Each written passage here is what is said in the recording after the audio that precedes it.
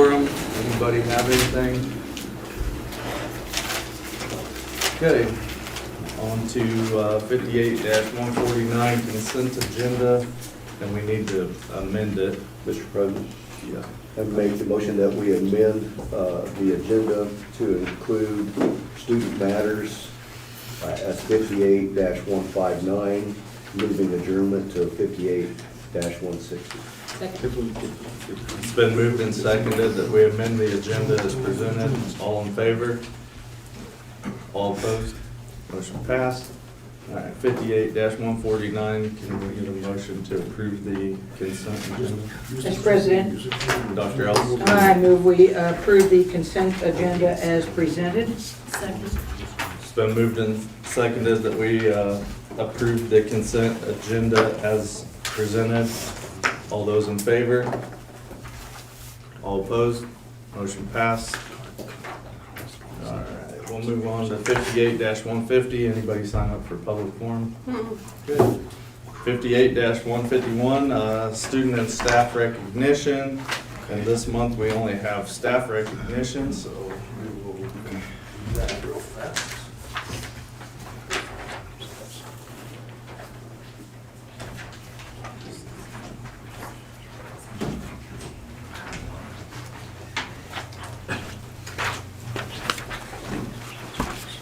All right, for staff members for the month of, this would be March, Cody Campbell is our classified and Sam Schween is our licensed staff members, if they come up to the front.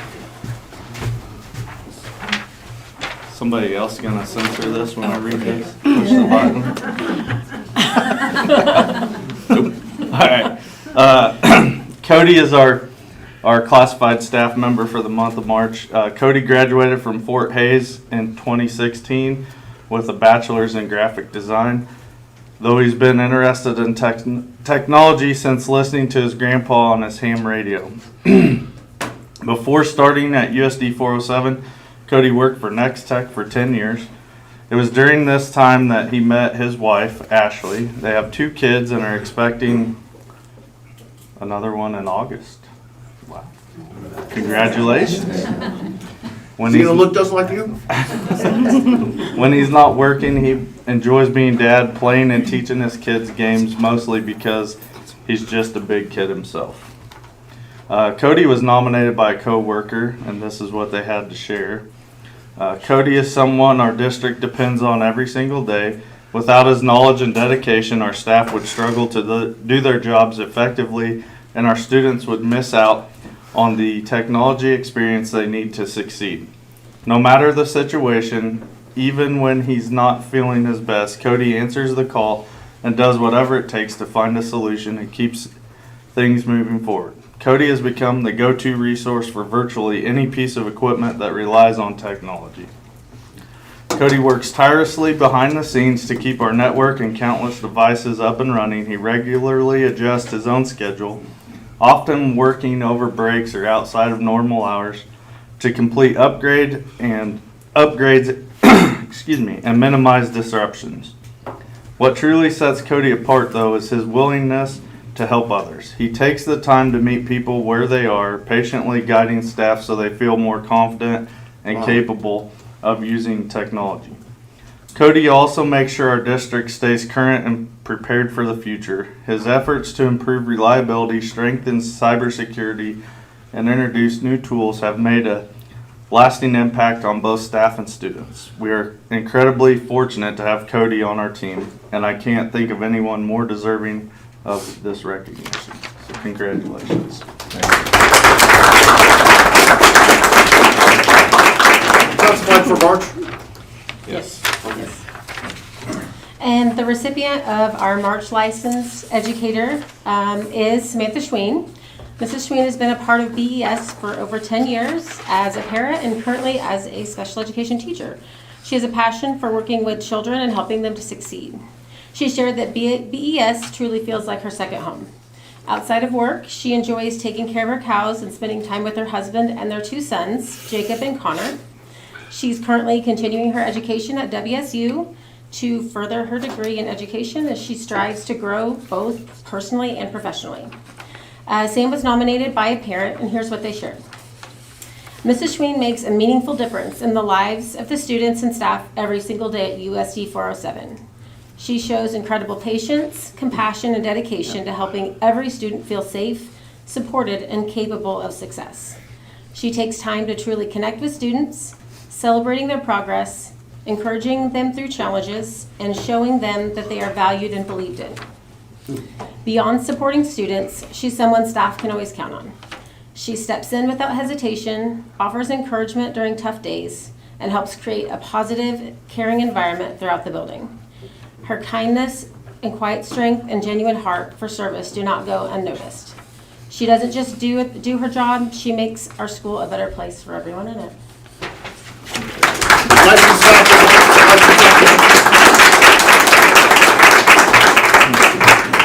Yeah. $100 for beautiful classrooms for each. Here's your fake. Big old check. That's all right. Smack you with it.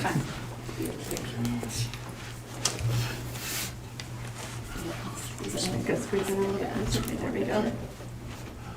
1, 2, 3. Perfect.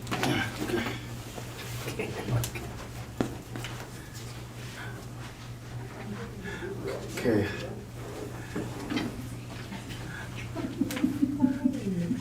Okay. Okay, start up. Right. Don't blink. Don't blink. Don't blink. And don't blink. That's great. Okay. Congratulations. Thank you. Thank you. We have the real ones today.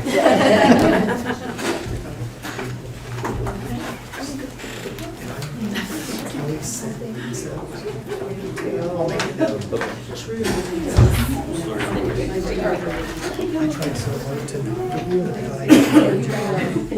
that I was like, didn't really get ready.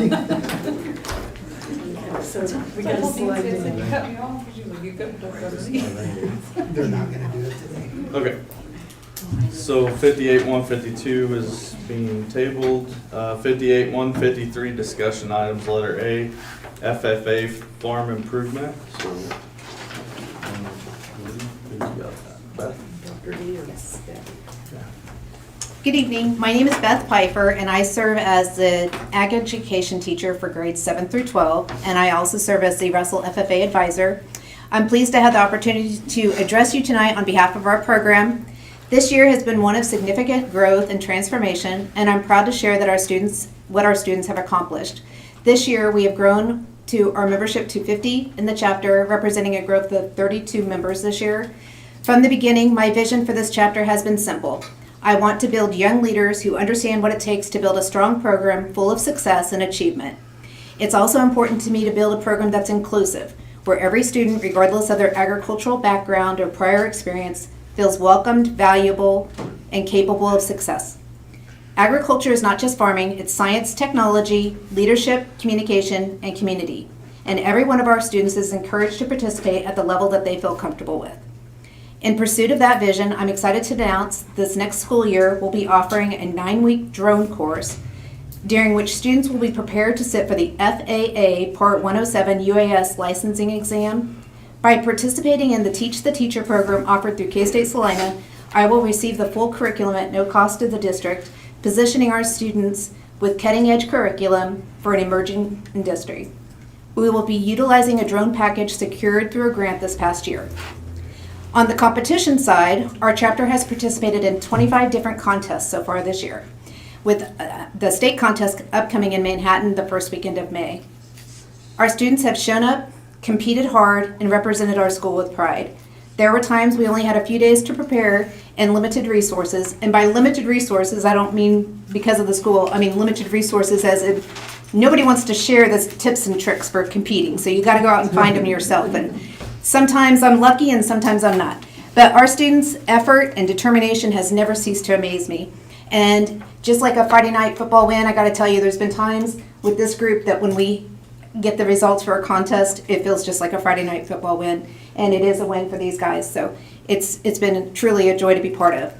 Leadership development remains at the heart of what we do. This Wednesday, we'll be holding officer interviews with 12 students who have stepped forward to run for a chapter office, a testament to the buy-in and enthusiasm this program has generated. Next Monday, we will celebrate our year's success at our annual chapter banquet. To illustrate the impact the program is having, I've asked 5 individuals to speak tonight. Monty Mai will speak on behalf of the FFA alumni and their continued support for our program. Maddie Rupp will speak on the recent Farm Safety Day. Peyton Mask, Alex Cates, and Aaliyah Trevino will speak on the opportunity to house livestock at our FFA farm. Each speaker represents a different dimension of what makes our program strong. We are grateful for the board's continued investment in our students and our agricultural program. I'll turn it over to Monty. How many offices are all those 12 kids running for? Well, we can have 6 most generally, but we can add additional ones. And then in order to, we'll just see how it all plays out on Wednesday, but we can have a junior officer team. So I would like to involve as many of them as we can. So, and we have a solid group. By turning into a 7 through 12 program, I have kids that take 1 semester of ag explorations as a 7th grader, can take intro to ag as an 8th grader, and then we are allowing them to apply for an office because it only makes sense. We're gearing them up for the program, we're getting excited about the program, and some of them are coming in with leadership experience from 4-H and other things, and so they're allowed to apply for an office just like anybody else. One of the things that we are adding this year is we typically have only had a green hand and chapter FFA degrees, but kids who participate and meet certain qualifiers in junior high can get the discovery degree. So it also generates enthusiasm for them. They, the 7th and 8th graders, along with their parents, will be invited to attend our chapter banquet because I really believe that's part of the generating enthusiasm. They need to see what these upperclassmen are doing and what that looks like, and allows them to really formulate their own idea of what they could achieve. Okay.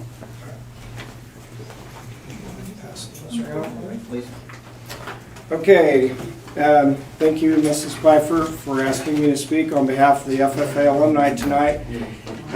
And when she asked me, she said she wanted me to give an update on the farm and something that I think these improvements, how there's ways that they will help these students. And I've got to thinking about that today, and I think maybe the best way for me to express that is to maybe present this in reverse. Let me tell you a little bit about myself. Always lived in Russell County. I'm a product of Russell High School. I'm a product of the FFA program for 4 years, 77 to 80. After I graduated high school, I went into agribusiness. I worked at Radke Implement in Millburger for 46 years. I just retired last week. I've been the parts manager there. So I went into agribusiness, which a lot of that information, a lot of that teaching came from the ag program that I was allowed to be in. And it was great for me. So both of my children are products of the same program. Lane is my oldest son. He was on the 2012 state livestock champion livestock judging team, and they were the 4th in the nation. Got to go to Scotland to judge in an international contest through the FFA program. He was a 4-year member. My youngest son Braden was also a 4-year member. Both of my kids own their own businesses. They're still in Russell County. We're here supporting this school district, supporting this county. Lane runs his My Family Show Pigs operation, which, he markets pigs to 45 states in the United States for 4-H and FFA pigs for kids to show. And that comes from his FFA background and his love for his project and things like that. Braden owns and operates his own business, Ultimate Lease Service, and many of the skills he used came from the same program. So I guess we are products of the program. That's what it's done for me and my family. It's been great. We're very passionate about it. That's why I've been a member of the FFA alumni for 20 years, and that's why we strive to do things to help the program and help the kids, help them to get the best they can out of the program. So some of the improvements we are making at the farm. We have a barn out there, which has been there since I was in high school. We remodeled that about 4 years ago, and we installed some individual livestock pens. At that time, FFA members were not allowed to show livestock at the county fair.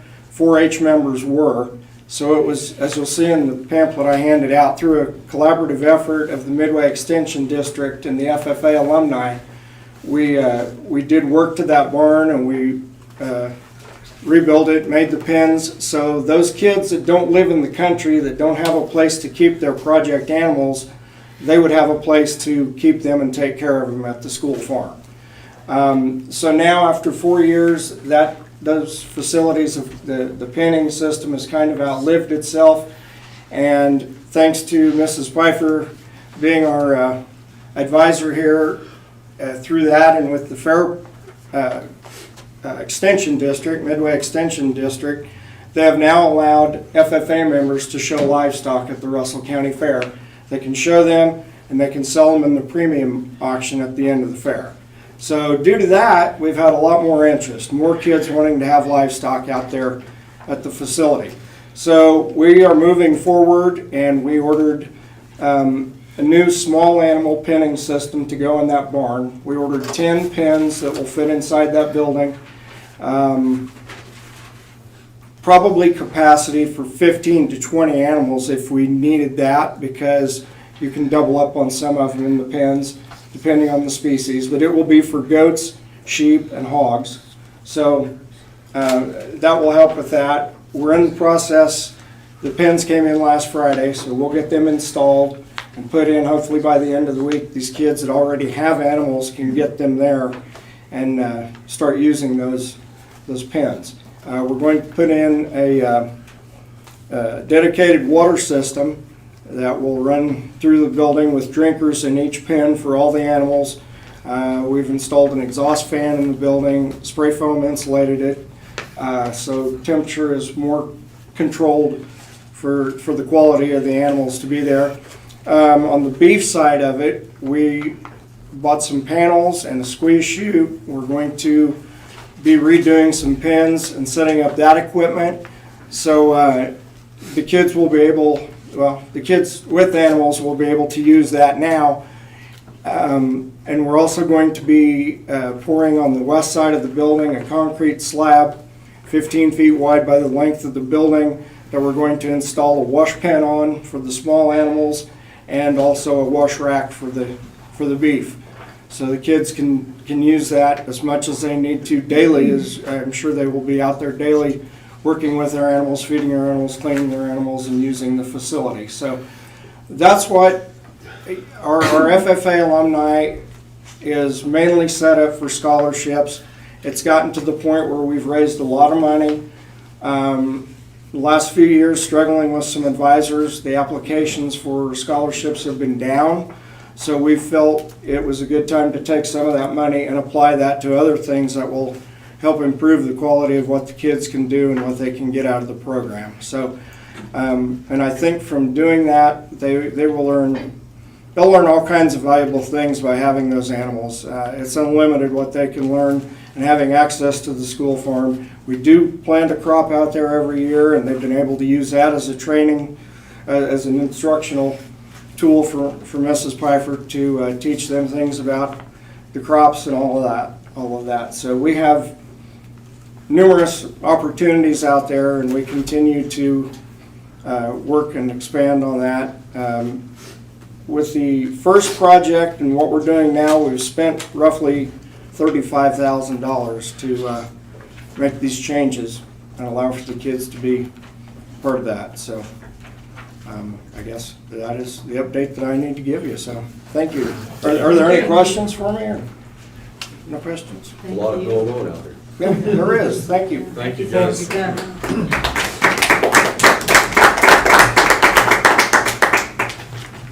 Good evening, everyone. My name is Madison Rupp. I'm a senior this year. I'm the student council representative for FFA, and I'm also the chairman for the Farm Safety Day Committee. On February 7th, we traveled to Phillipsburg where I competed in speech contests, both prepared speech and extemporaneous speaking. I placed 4th in prepared speech and 5th in extemporaneous. And this is one of the most challenging contests us members can compete in. And on May 3rd, I'll travel to Manhattan to compete at the state level in both events. I'm very excited for this opportunity and to continue representing our chapter. Extemporaneous speaking is where you're given 30 minutes to prepare a 4-minute speech on a topic you pull out of a hat. It pushes you to think quickly, organize your thoughts, and speak confidently under pressure. My prepared speech focuses on regenerative agriculture and the effects of rotational grazing. Through researching, writing, and memorizing this speech, I've learned a lot, not only about the topic itself, but also about the importance of communication and sharing ideas. On January 26th, 3 of my fellow FFA members and I, Peyton, Alex, and Troy, which isn't here, we traveled to Hoxie to compete in discussion meet. This contest places us members in groups from other chapters, and we're given 15 minutes to come up with a solution based on a question or an idea we're given. We placed 6th overall and gained an incredible experience that not only grew us as leaders, but allowed us to, sorry, I lost my place, but also allowed us to gain the confidence to speak up and say what's on our mind. Through FFA, I've learned so much. FFA, originally, I just joined to be with my best friend because I wanted to do something outside of school. That's what I did it for, but it quickly became so much more than that to me. It has given me opportunities to step outside of my comfort zone. I can tell you right now, the girl at the beginning of the year that joined FFA would not be standing in front of you giving this speech. I was very in my shell, but it allowed me to learn new skills, meet a lot of new people. I've built a lot of my friends through this program, and it has built me my confidence. I wouldn't be able to stand up here. I've gained lifelong friendships and developed skills that can help me and carry me far beyond my high school career. Wow. Many people think that FFA is just for agricultural students or farmers, but it is so much more than that. It teaches leadership, communication, real-world skills that apply to any career path. And I'm very glad that I chose to be a part of this program, even if it's only for the year, because it has truly made a difference in my life. One of those biggest examples that has an impact is Farm Safety Day. Thank you again for your guys' continued support for this event, and I'd just like to take a moment to share how it went and what we're looking forward to improving next year. So on March 30th, we hosted Farm Safety Day from 9 a.m. to 2:30 on the FFA farm. We had approximately 150 students participate. Students had signed up ahead of time on a sign-up sheet in the office, but there were also several teachers who brought their classes out, which helped us reach a strong group of students. This event featured a wide range of hands-on demonstrations and educational stations. Our fire department provided a grain entrapment demonstration along with, they brought their new drone out and kind of showed what its abilities are, which kind of got some interest in our drone program. We're starting up next year. So the police department spoke about different kinds of driver's license and safe driving, so farmers restricted and then your actual license. Emergency management talked about road safety with large vehicles and weather conditions. And EMS brought all of their equipment, it felt like, and gave students insight on emergency response and how they kind of used all of that equipment.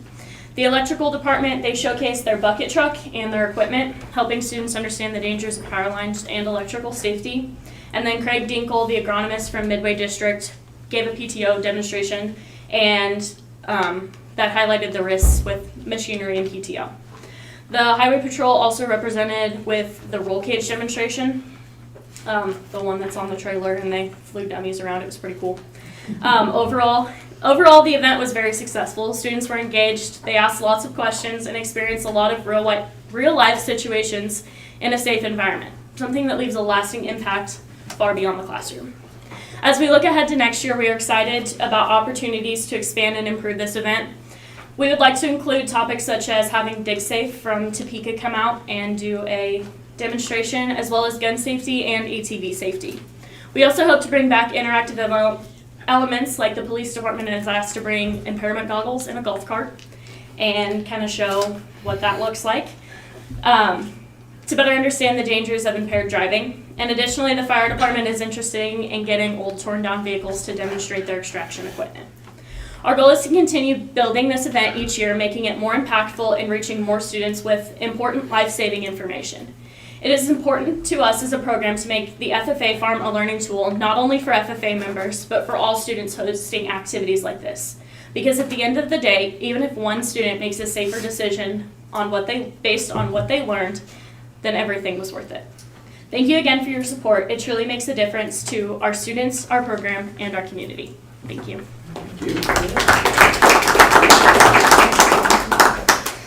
Good evening, my name is Peyton Mask, and I am currently a freshman in high school at the Russell High School.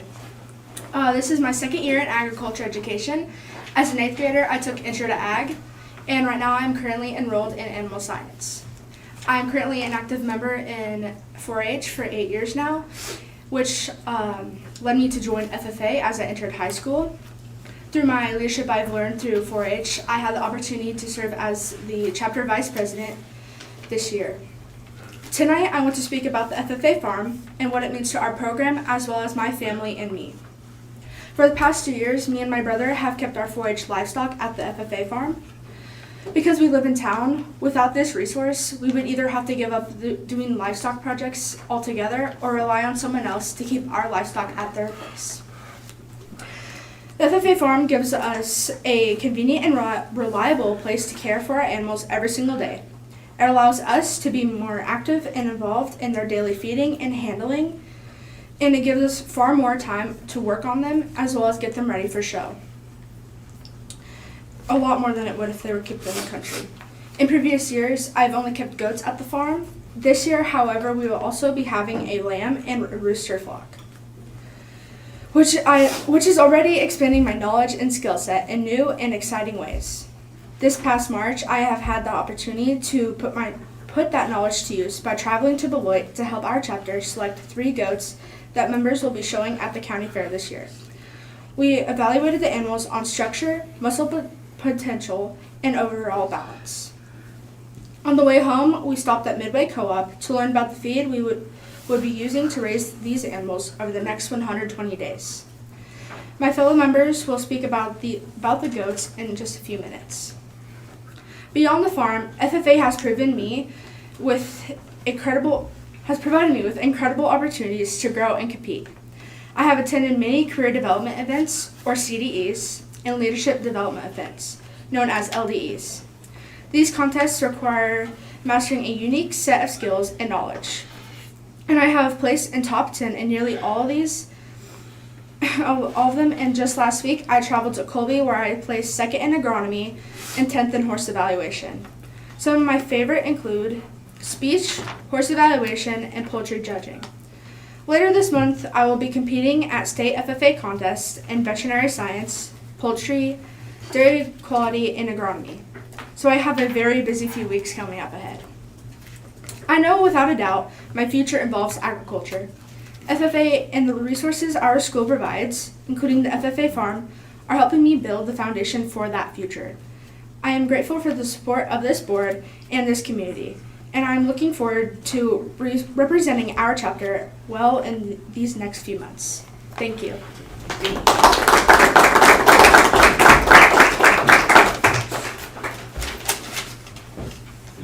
Is the state contest in Manhattan? Yes. Hello everybody, my name is Alex Cates. I am a freshman at Russell High School. This is my first year in FFA.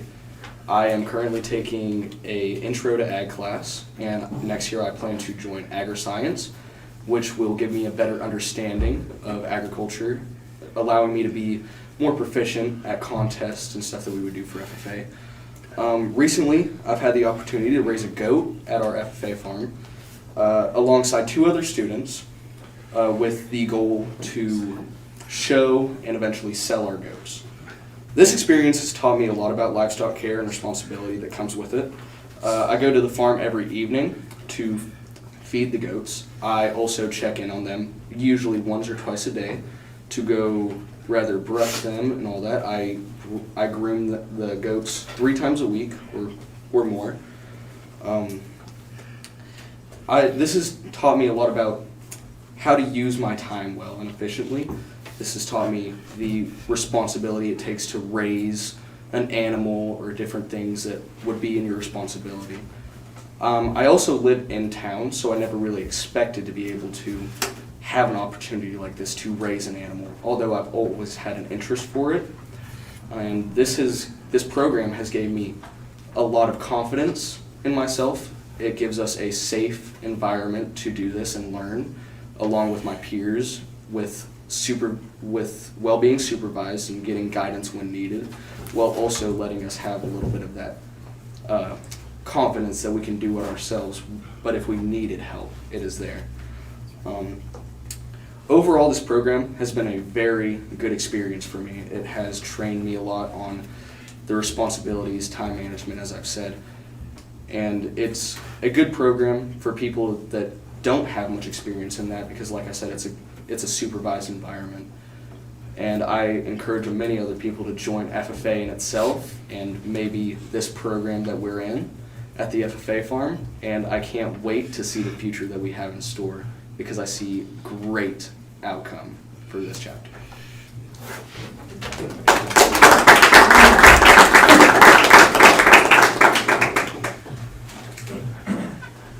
Good evening, everybody. My name is Aaliyah Trevino. I'm a freshman right now at Russell High School, and this is my first year in FFA.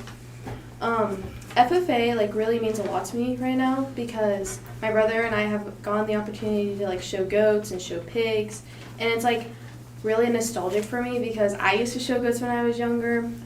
Kindergarten, my brother and I were in 4-H all the way up to 3rd grade, and I showed goats probably from 2nd grade all the way up to 3rd grade, a little bit before that. And I did really good at it, and whenever I got the opportunity to be not able to show the goats, which wasn't really an opportunity, kind of sucked. You show pigs too? No. Just goats? Yeah.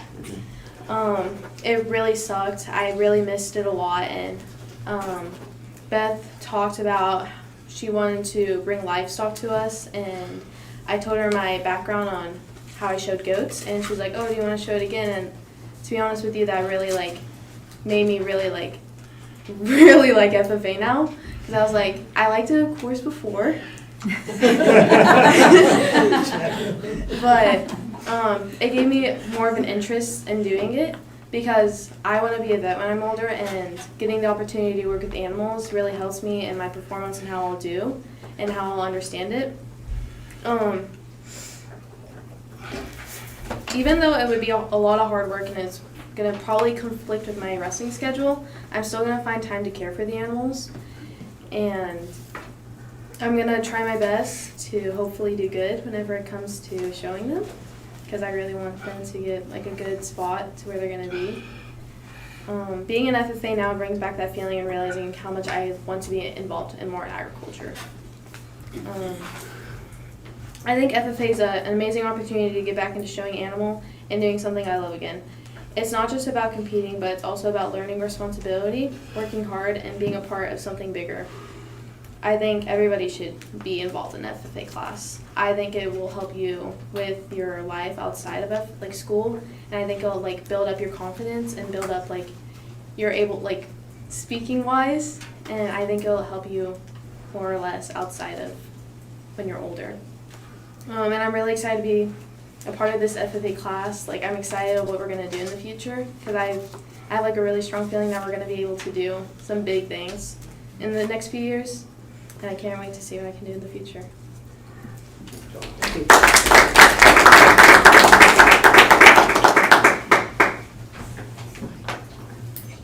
So what are the goats' names?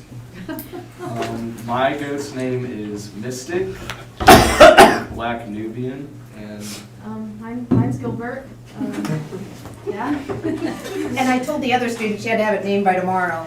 But just to kind of in summary, I know, and I appreciate, I know we took more time than what we probably should have, but I want to show you guys where my passion comes from, and I think you guys can hear from these guys' story is lighting that fire inside of them, and they excite me just as much as I try to excite them, I think, and it's a really cool thing, and I'm not doing this to make, I'm not worried about the next veterinarian, I'm just trying to make really good humans who care about each other and care about their community and want to be the very best version of themselves, and that's what I tell them all the time is, I can peel away all the other things and I just see these little people that I can grow and develop and make it, and like find what it is that motivates them and moves them and that they're passionate about.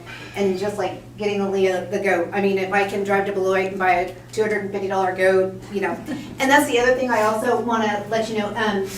I mean, we would not be doing anything we're doing without the FFA alumni. They are amazing to us and support us at every turn, but they are fronting the money for the animals, which helps get us into the animals. And then what the agreement is when they sell them at the fair, the Midway District will just put like 2 entities' names on the checks, and the kids will pay back their expenses, which is also a learning experience. Like, they're learning, like, every bag of feed that we have to purchase and every bale that we have to get all has an expense attached to it. And if the goats need to be sprayed with a treatment because now they're rubbing on the side of the pen, they, you know, they're learning responsibility by having to report that to me, and us having to diagnose what it is going on and what they might have, and then, you know, buying the necessary treatment to do that. So there's so many different learning possibilities. So in total, we'll have 5 kids who are getting to show animals. We have Quentin, which is Aaliyah's twin brother, will be showing a pig, and we have 2 upperclassmen boys that will be showing both a steer and a heifer each.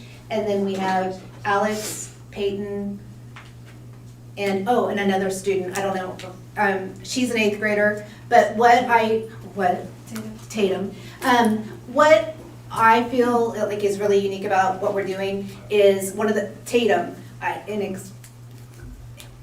she really wanted to do this. And as an 8th grader, I was trying to save it for kids that are in high school.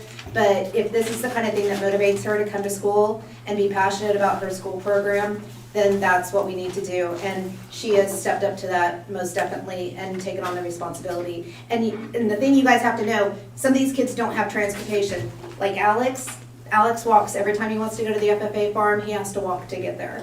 And it's just a real nod to their character and how passionate they are about this. So. Well, I think just the 4 coming up here and speaking as well as they did shows they're doing really well, so. Right. That was good to see.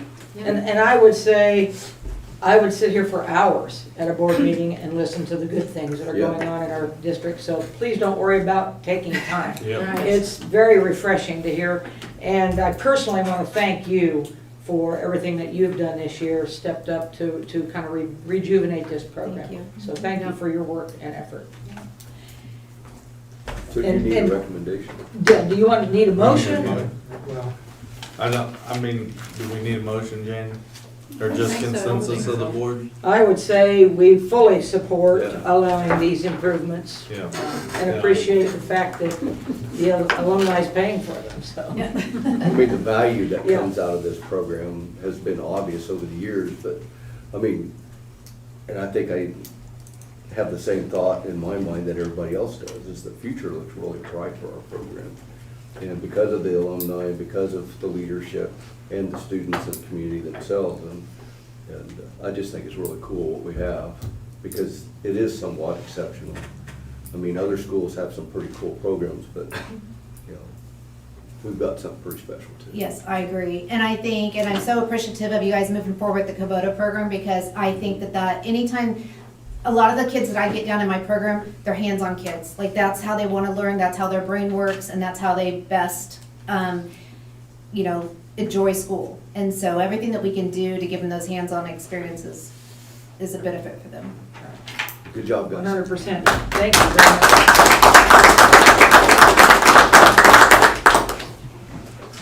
Anybody else?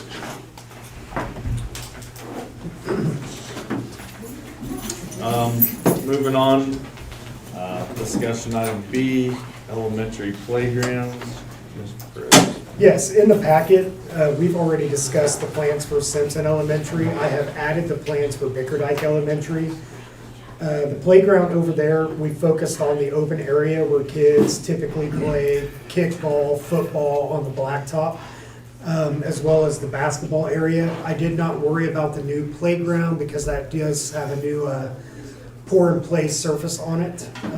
So Katrina is continuing to apply for the 50/50 grant in hopes that we can knock 2 of these out in one shot. So we'll keep you updated as we navigate that.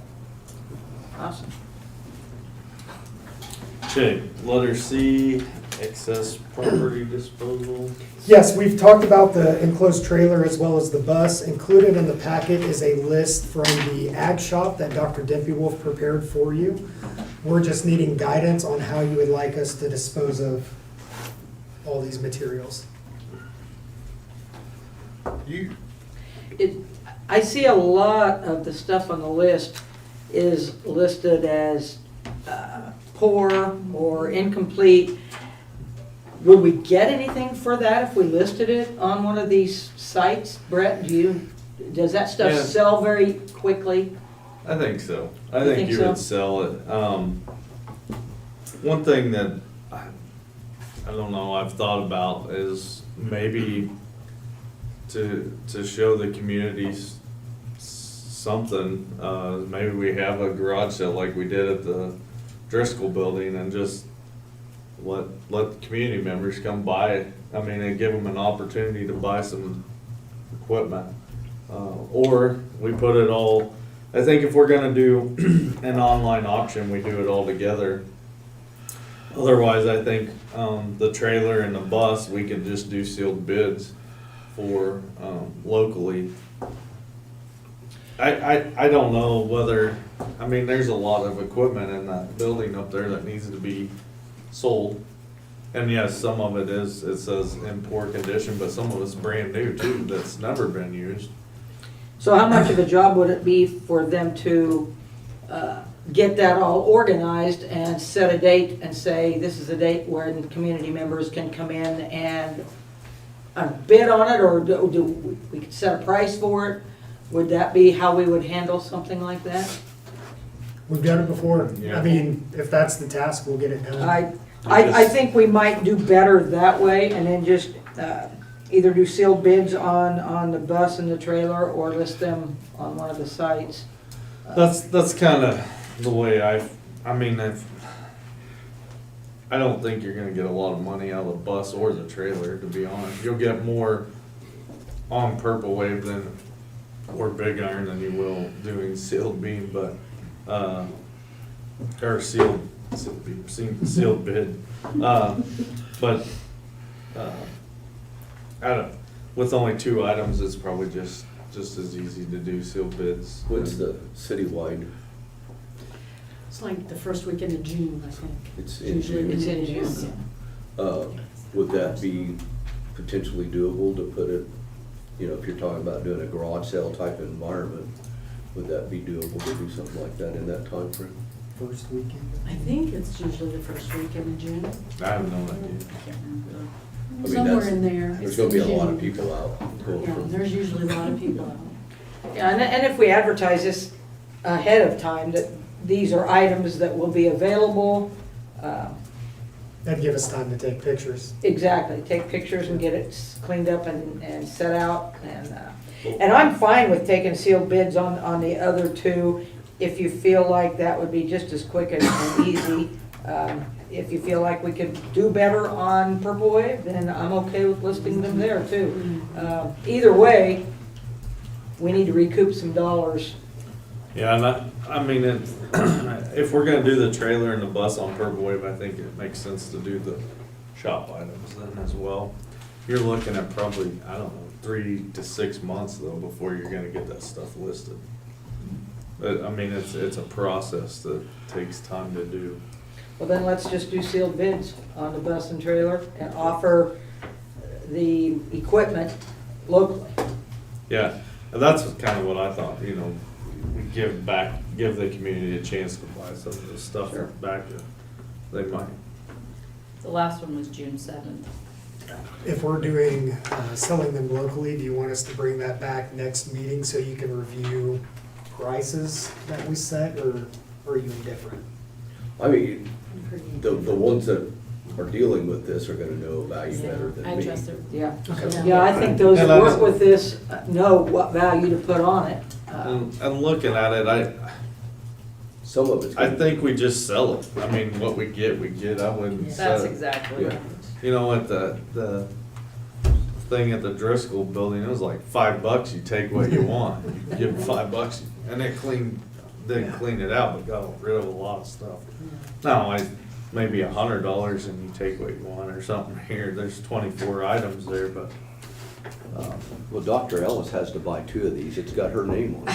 Dr. Ellis doesn't know what half of this stuff is. My grandson probably could tell me, but he probably want grandma to pay for it, so let's don't let him know. so if we're gonna do sealed bids we can get started with the sealed bid on the trailer and the bus.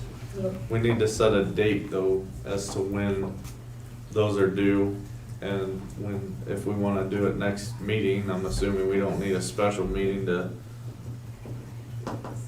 Does it have to have, is there a certain time frame, I guess, Jane, that they have to You be? guys said it, So We when had it is our back next by meeting? June. the 11th? May 11th? If we had it back by June, Yep. that Yeah, gives it June. a couple months, Oh, I think or this, May's even. What if we I go would- to the show off? I'd say have the it rest back of by stuff our and then May do a sealed meeting, bid? and let's take care of it at our May Yeah. meeting. Some people might be like, that'd be a cool camper. We did have someone inquire about the bus. I took a phone It's call. only 2 weeks. Oh, that's only 2 weeks? Well, because I'm gonna be gone the next Okay. 2 days, so I'm not gonna get anything done this week. So maybe we look at them at our June meeting, that gives us a little more time to get the word out and allow people an opportunity to That's what I was get thinking. bids. Yeah. well, we can put it out now and then just let it be open that long. Yeah.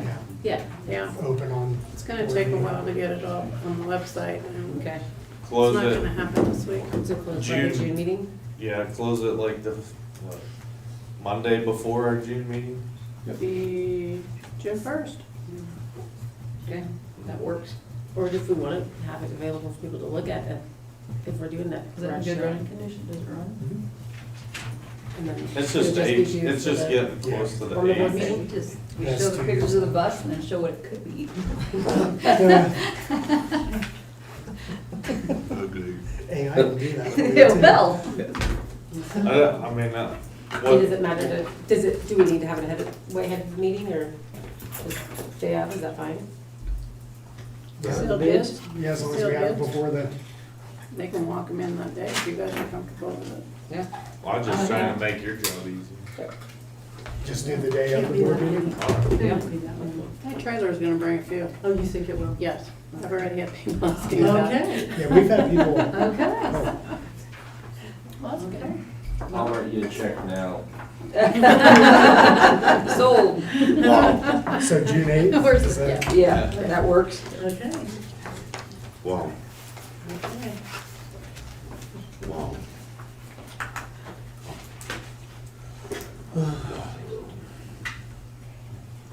And then the rest of the stuff, we'll try to coordinate. Who's gonna be in charge of that? Kevin or you or? we'll I'm get it gonna on. coordinate that with the local grosso. Yeah, Yeah. okay. Figure out when that is. And then I guess whatever doesn't sell, maybe we can talk, if there's stuff left, we could talk to maybe even just a local auctioneer. And if they're having an auction, we can just put it in with somebody else's auction and let them sell it too. Okay. Instead of doing, cause when you go to the online process, I think after you hit a certain threshold, they don't take as much as what they do if you just have a few items, so. Alright, moving on, anybody have anything else? Okay, moving on. The JAG-K Partnership Agreement 26-27. Yeah, included in the packet is the agreement for next school year for both the high school program and middle school program. I mean, the program's phenomenal. I don't have enough great words to say about it. It's done amazing for our kids, and we keep sending kids to Topeka, and they're getting awards and just all the recognition and great partnerships and internships. I think it's a no-brainer to continue with both programs. Mr. President, Dr. Ellis? I move we approve the agreement for JAG-K for the high school, cost of $16,722, and the middle school, $16,736, for a total of $33,458. Second. Okay, it's been moved and seconded that we approve the agreement for JAG-K for 26-27 for a total of $33,458. Any other discussion? All those in favor? All those opposed? Motion passed. Letter E, BFR engagement letter for 2026, and I'm assuming that will be Katrina. Yes. So this, in your packet is the engagement letter for the 25-26 school year. This is the second year in our third year, 3-year contract. We will be single audit this year, even though that has moved up to $1 million with the computer grant and all of our other federal monies. We will hit single audit. Their fee's $13,300. It's a upping fee for the next 2 years, so. Are there any BFR? questions? BFR. BFR. So that's the price for the next 2 years? No, that's the price for this year, and it'll Just go this up year? a little bit. Okay. Letter of engagement? Yes. Are there any other questions? Wow. As opposed to single audit, what would it be? So there will be a little additional fee for single audit above the 13.3. So we don't have a choice on that. Because if you spend $1 million in federal monies, you have to be single audit. And this is a fairly reasonable rate. This company is comparably lower than most other firms. How long have we been with this firm? That I don't know. We've used them since I've been on the board. So, I would say since Stephanie came over here, because Gudenkauf could no longer do the audit, and Gudenkauf no longer does single audits either, so. We've anybody not else? had any issues with them. No. Been really good to work with. Any other discussion? Letter F, USD 489 parents as teacher agreement, Mr. Perez. We've continued to partner with USD 489 for parents as teachers, and the packet is a renewal agreement for next school year for $10,944. They have had 2 more families in the last month inquire about services, so that's very good to see. How many families are in it now? There were 2 the last I knew, so I think they're back up to 4.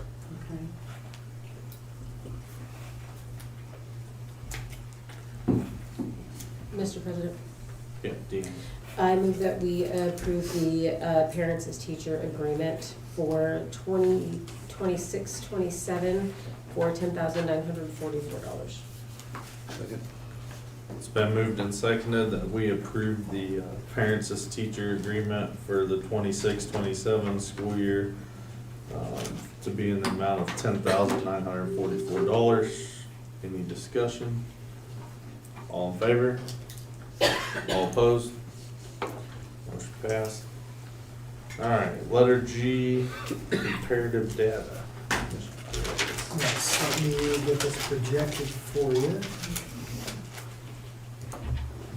Oops, let's see if I clicked the right one.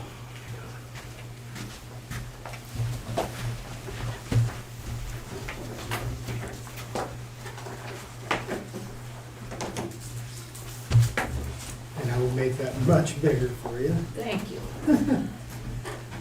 Okay. In our work with MTSS and alignment, one of the things we've really been doing is taking deep data dives. I'm going to go over USD 407 compared to the state average, and then during our board retreat, I'm going to take you for a deeper dive where we look at other districts as well. So this is going to be very surface level. We will get more in depth this summer as we navigate this. So I'll quickly go through, again, the yellow is state average, and right below is USD 407. So this is free and reduced status, so Russell County is slightly above the state average. Our special education number is above state average by nearly 4%. And then the next 4 are all based off state assessments.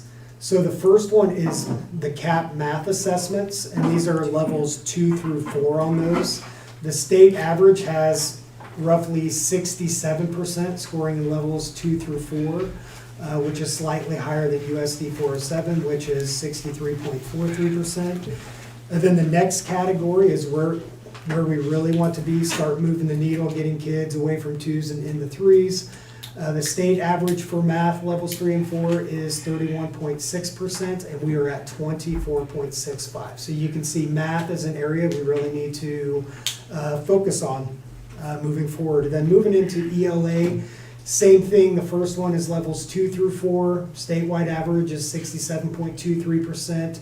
We're slightly below at 63.8%. And then statewide ELA levels 3 and 4 is 33.55%, and we are slightly below at 31.21%. The one that we've been talking about for a few years now, and it's in every single newsletter I send out, is chronic absenteeism rate. Statewide, post-COVID, the numbers have skyrocketed. We are seeing them start to come down, but we are still above the statewide average of 19.77%, as we are at 24%.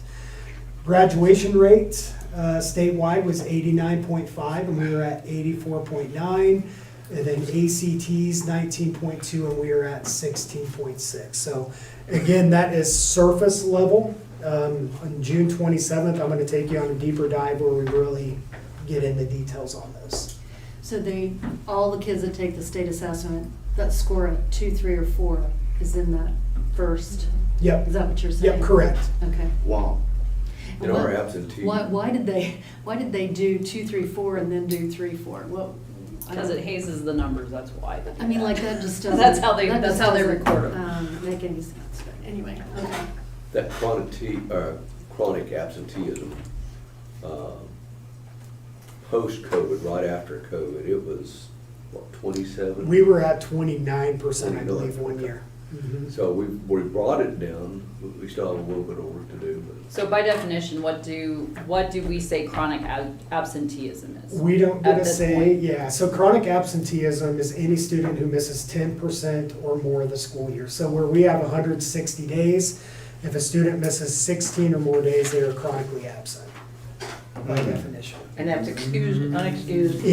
Any absence. If they're gone. Yep.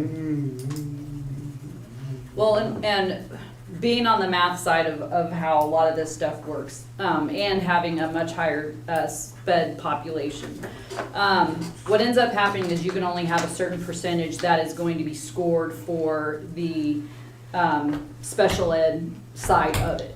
So you have to play a numbers game and figure out who you're going to test and take their scores as accommodated, and who you're just going to just have to test and they don't get any accommodation for it. It is the most, it's not a good process to go through, because you can pretty much account for the fact that you're gonna have some that are gonna automatically be in the 1s and the 2s. Because they only allow for so many people to be, I guess, tested with, accommodated. And those change yearly too, on what accommodations are and what level and what they can have and who can read them the stuff, and it's the state of Kansas doing testing. It's ridiculous, actually. It's non-standardized. Yeah. Well, the thing that But sticks everybody's out- gonna be Yeah. tested that way. The thing that sticks out to me, right, when we're talking about even the future of at-risk funds, the goal of having 75% of your students scoring level 3, look at the statewide average for both math and ELA. Yeah, well, good luck with this thing. Yes. Good luck. That's what I think too. Yes. Well, the other part It's gonna across the happen. board is, ACT, I remember when averages of ACT were like 21. And it is just, I wonder if now we have all the juniors taking it and they're all taking it, whereas not all of them took it before. Right. I mean, that has to have skewed the numbers. Yes, you know. well, then there's some Okay. schools that. That don't do that. No, they Right. don't give them their school code. Right. So they don't get counted within the school numbers. Yeah. So I said, it's a numbers game. Well, and that's true, and unfortunately, there's a lot based on this. Some of it, unfortunately, we have little control over. All we control is what we can control. And I think we need to start controlling the importance of these tests within the schools, because, those started to falter as well. even the people giving the tests did not take them as seriously as what they need to be taken, because, I mean, if this is where our school funding is gonna come from, then we have to start paying closer attention to what our numbers are, who's taking them, how they're taking them, and what the prep is to do that. Yeah, I we think need it's to gonna talk be to our legislators about not doing this. Oh, Because that's- it's really ridiculous to It's gonna have teach to be the test. a collective work, the community-wide, it can't just be the school. You know, I mean, it's gonna take parents, it's gonna take kids, it's gonna take us, you know, the professionals, I mean, it's gonna take all of us to make this happen. I will add, we will do a lot more building data as well on June 27th like we have on the past, so we'll get, like I said, way more in depth with this, so that you're fully aware. Okay. And I will disconnect so you can, Okay. or I guess Cody, you Cody's have it gonna do correct? Yeah. Cody's gonna do it. Okay, would you like to start off? Can I go? Or- Letter H, district office presentation. Okay. First I want to start with just having you think about if you had somebody visiting Russell that had never been here and they wanted to look around and maybe they liked buildings, or what would you say to them that represented, you know, Russell and Russell County? And when I think about it for myself, I think, well, post-rock limestone, right? Because of all the buildings that we do have around that are made with a local stone. So, and plus I think it's beautiful. I grew up here and I've always enjoyed that. So I want you to kind of think about that as I go through this. If you want to go ahead and go. This is pretty plain. Anyway, so I want to give you a little bit of history about just this block. And I don't know if you're aware of it or not, but this block has always been a school since Russell has started, a school of some sort. And I feel like that's a pretty cool thing about Russell. I also think this building, most of you probably know, it was a WPA project. It was built about 1939, 38, somewhere in there. Of course, it's made of post-rock limestone, which is just in this area of Kansas. And so that's kind of cool that they used it to build this building. And another really cool thing that we never seem to talk about or really tout is that we've had 2 U.S. senators that have graduated from Russell High School, from this building in particular. And I would just guess that there aren't very many communities of our size that can say that. And I don't know that we capitalize upon that as much as we should. We should brag about that. If you want to go ahead and go. Okay, so also I wanted to kind of point out some things that I think this building has to offer. And in my opinion, I think it's really our best built building. The walls are 2 feet thick with hard limestone walls, which are sturdy. I think this building is almost 90 years old, and look at how well it still stands, right? It's not, the outside is not falling down or crumbling, and nor do I hope will not happen. Another thing I want you to think about, it's our only auditorium that we have in the whole, not just in our school district, but in the town. And that's really important, to have a place that we can gather. Also, it has that extra gymnasium that you all know we can use. I think a few years ago, the building had an upgraded electrical system that was about $1 million, so we've already started to spend money on the building. And then I wanted to point out the floor that's outside, this terrazzo flooring. I'm not sure how to say it. I've looked at the price of that. If we had to replace that, we probably wouldn't want to, because it would be so much money. And look at how durable it is. If you look at it, it's still, after 90 years, still looks really good. Where's that terrazzo flooring at? Right outside the door. The hallways.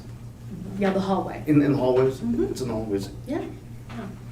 I don't think it's upstairs, but it's on this floor. Okay, so I have thought and thought and thought of what to do with this building so that it doesn't fall down around us.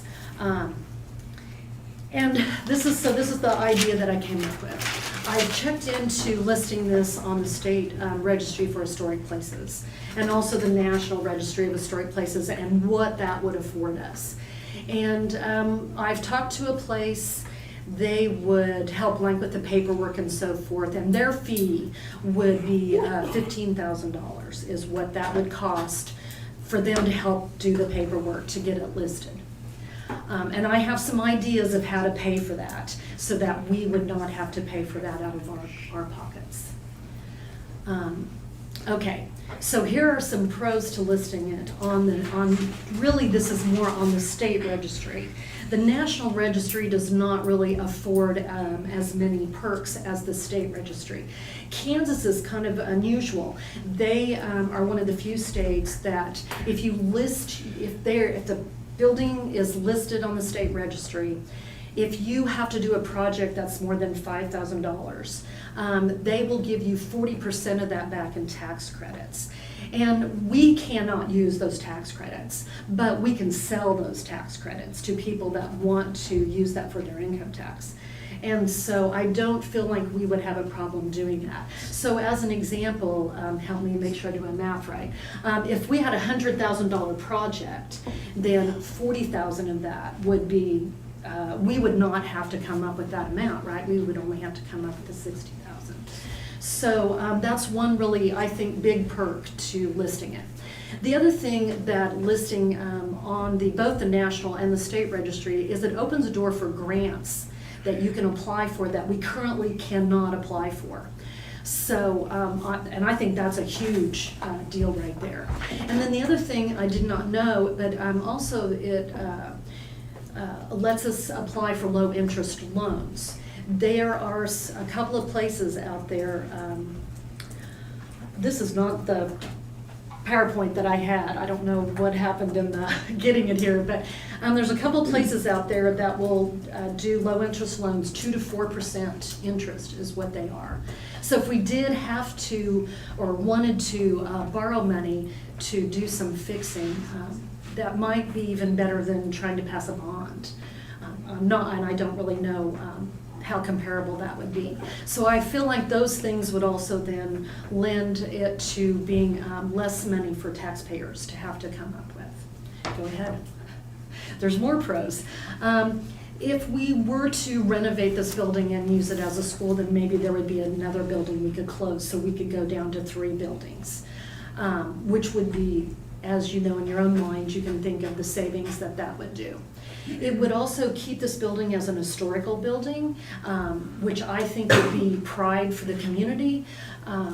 I think we are on the right track doing some really great things in USD 407, and I know that we kind of struggled with getting a bond passed. Not so much that the public didn't want to help the school, but they didn't want to raise taxes. And I think this might be a way to rally the community around something like this and let them be excited and have pride in what we're doing. Another thing, if we were to renovate this building, we wouldn't have to build an auditorium. An auditorium, I don't know if you remember, they're like $10 to $12 million to build a new auditorium, and we would not have to do that because we would have it right here.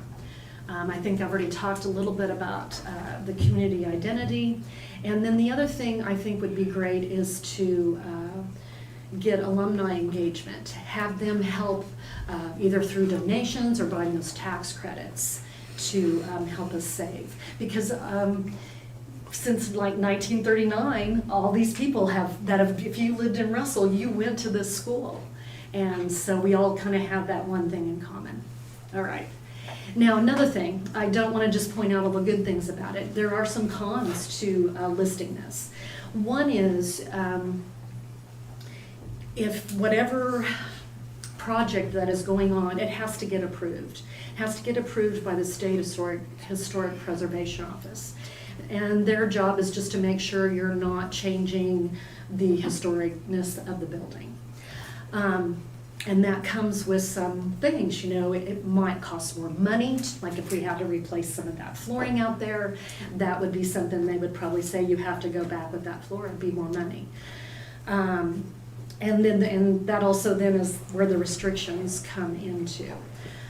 The city of Russell also would kind of be involved in whatever work we decided to do. Of course, there's going to be more paperwork because you got to fill out all those forms, send those in. So that would be a down to this. And then, of course, I think, like I've already said, the possibility of projects costing more money than maybe what we would want to spend. Okay. Thank you.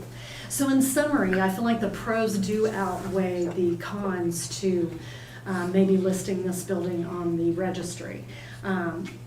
It could be lower cost to renovate this building, this beautiful building.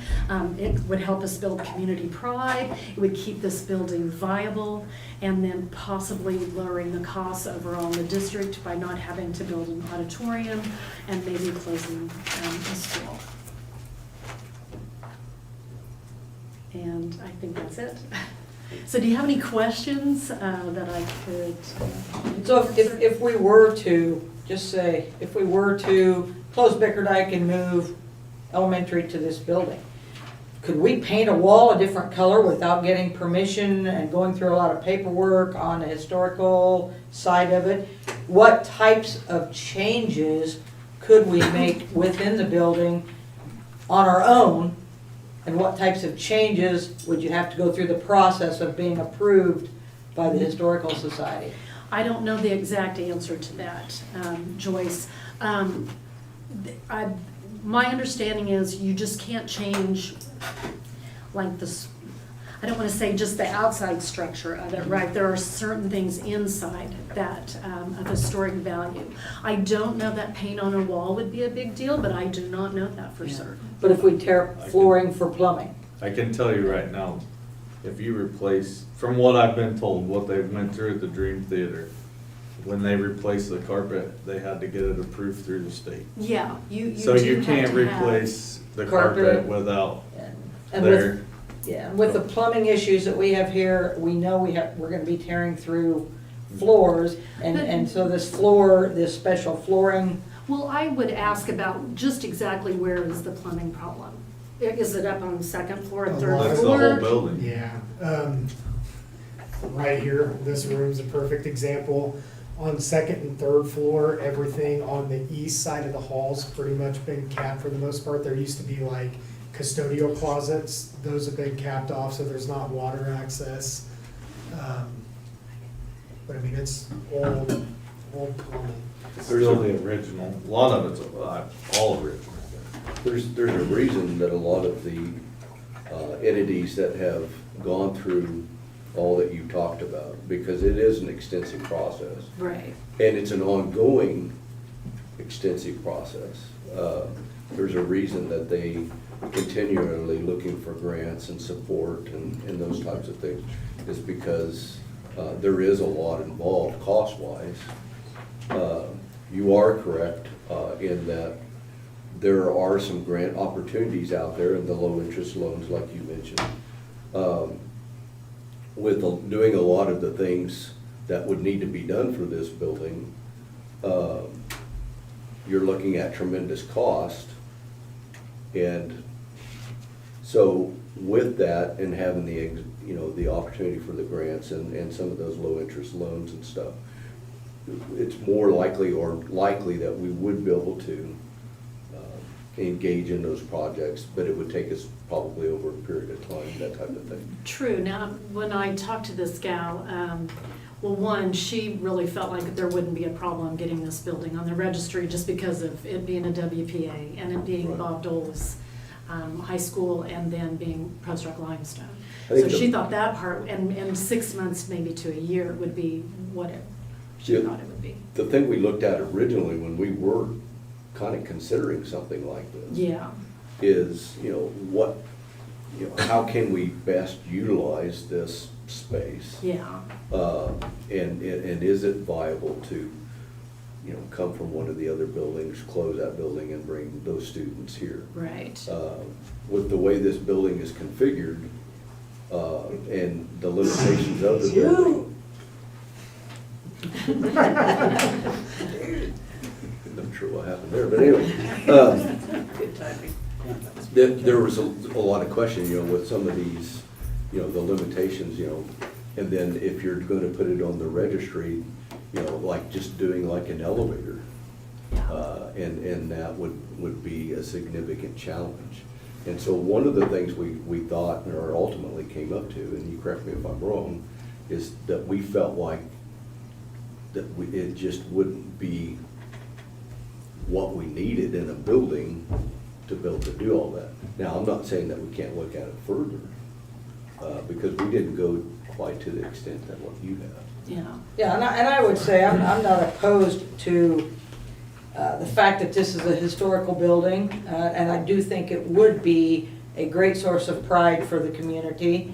I just think maybe it needs to be more of a community project, and I'm not sure how usable it would be to us as a school district if it were a historical building, but maybe the community could come together and make something of the building.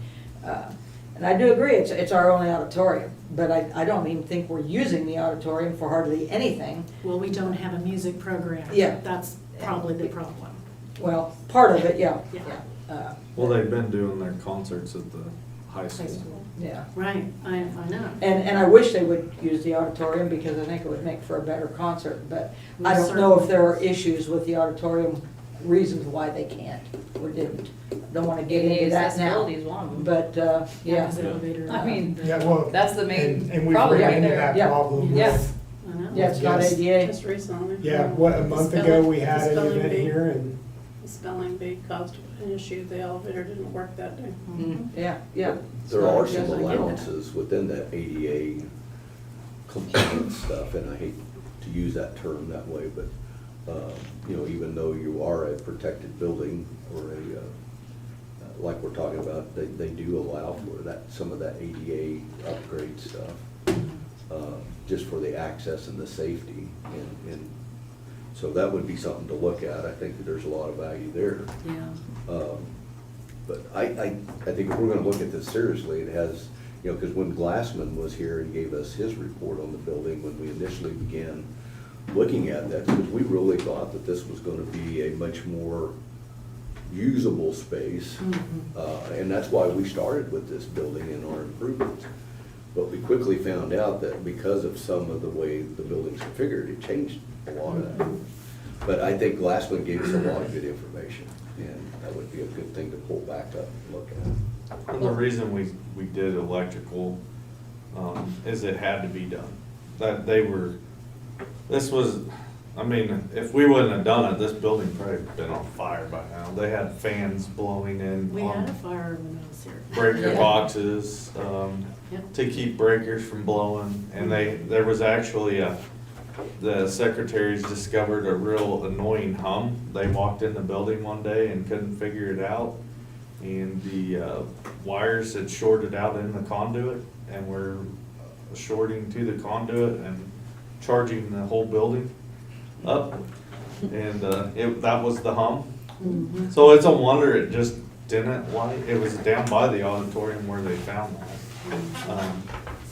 We've looked at this extensively. We've done a lot of research, and I can't remember, but I think just the sanitary plumbing alone was gonna be $6 million. And the HVAC system was another $6 million. I think it was 12 million on what Schaefer had. I don't And- know what all that included. Well, no, this was before them. Oh, before. And then that didn't include any of the ADA compliance because none of the bathrooms in this building are ADA compliant. They would all have to be renovated, you know, doors made wider. Those ramps are too steep to their standards, you know, and then putting in an actual elevator, not a, what do they call that? That's not an actual elevator, it's some kind of lift. Yeah, it's just a lift. So we've looked at this and, you know, you take those numbers and you come up with more than what our actual bond was. And then you go out in the community and say, well, we're gonna do this. I think, I don't know, my opinion is you're not gonna get very much support. Now, I would disagree because everybody that I've talked to, they would like to see that. Now, do they know all the facts and everything about it? They don't. They don't look at it in that manner, but they do want it. Well, I think some people see the state historical and the national historical registries and they think, oh, we're gonna get this for free. Yeah. That's not how it works. No, it won't be. Somebody's free. still paying those grants. Yeah, someone's still paying the grants, somebody's still paying for the, you know, going out and selling this and that. Well, if we're taking in, you know, well, let's sell these things for $5,000 or whatever, get your, whatever for your tax credit or whatnot. I mean, you're eliminating 90% Of what? I don't know. of the people that think this is a good idea. Well, because, yeah, if you just look at the community, but I would look wider than the community. Like, I have a list of alumni that do not live here that I think they would be willing to, that have lots of money, that would be willing to do that. The Post-Rock Coalition, I think they would be willing to help with some of the cost. But does it have to be on a state historical registry in order to reach out to those people and have them put up some dollars? I don't know that answer. And I think that's the start, you know, if you really want to pursue something like this, it's got to be that grassroots effort, and that people coming together and showing a viable route, and it actually then truly becoming the benefit or a benefit for the community. And then, you know, it's just like we did with the bond, we tried to show everything that would be, you know, the benefit of that. And so I think it would be the same thing here. Because you need something sellable or presentable to all of those alumni to say, you know, will you support this, you know, and then if so, you know, what does your support look like, you know, that type of thing. And I think if you grow it that way, then this becomes somewhat of I think a much more doable project. And personally, I think if the community and the alumni want to come together and support getting this on those historical registries, that they have a vision for what this building could be in the community, that's great, but I don't see it being a school, personally. I don't see bringing Bickerdike Elementary students to a 3-level building. Well, but there's restrictions also, I mean, just Con- based on configure what this the architects Yeah. went through. I mean, we've paid how many thousands and thousands of dollars for architects to come through these buildings and say this is what's feasible and this is what's not. And you can't have a certain grade above a certain level. Then you're looking at all the plumbing issues, all the ADA accessibility issues and all that stuff. And I mean, I would love for someone to come in and take this building and do something with it. But the problem is, and this is where, you know, most of the people that had the objection for us doing anything at all with our schools was, you know, oh, well, we want to do something with the middle school, or you're not doing, you know, enough with the middle school. But then when it comes down to numbers, they won't even do a 13.5 to take care of the other 3 buildings that we've got. And this one, based on what because this wasn't included. Well, but what the architects have said is that this is not a feasible building for a school to get rid of one of the other ones that we've got. And do I wish it was? Absolutely. But then also looking at the time frame, how long is it going to take to get this to be in a position to be something that's usable for a school? I don't know the I answer mean, to that. Yeah. You know, I've watched other buildings within the town that are, you know, getting revamped, and it's been multiple years, Right. and they're like 1/100th of the size of this thing. So, We do utilize the gym, and we do utilize the auditorium, and those are things that we need, which is, I think, why we're still here on this level, in this building. But I think long range, we should seriously consider getting out of this building. How we do that for an auditorium, how we do that for the extra gym, those are big questions. But I really think our school district needs to get out from under this building and let the community, if they want to do something with it, step forward and say, yes, we want to do something with it. We just are kind of between a rock and a hard spot, because we do still use the gym and the auditorium, although I can't say that the auditorium's been used that much. well, I think our job as a board is to our job is to take care of the students that we have and the ones that are coming in the future, and it can't be, you know, to historically save every, you know, the building. We have to focus on what's going to be the best for the education of the students that we have right here, right now, and the ones that are going to be coming. And if there's somebody out there that knows, you know, all those alumni to give them a ring, I don't know them. I'm not originally from here, but close enough though. But yeah, I mean, I would love to see somebody step up to take care of this building, because it is a beautiful addition to our school and to our town. And that's what I was gonna say. There's no reason that we and the Historical Society, the community, we can't move forward to preserving, because I think there is a lot of value here. I really do, a lot of history. But at the same time, it's still gotta, I think it's gonna have to come out of that grassroots effort.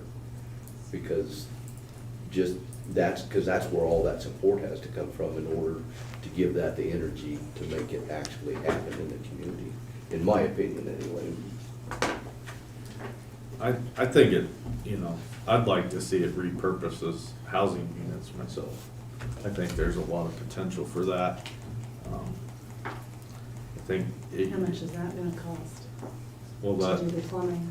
well, I mean, you're Same as it looking. would cost us. I think that's the whole point, is that. But they can get grants for It that would be stuff. Yeah, but we Yeah. don't, I guess, I just don't feel like we have the budget or the funds, and Well, I would I, agree.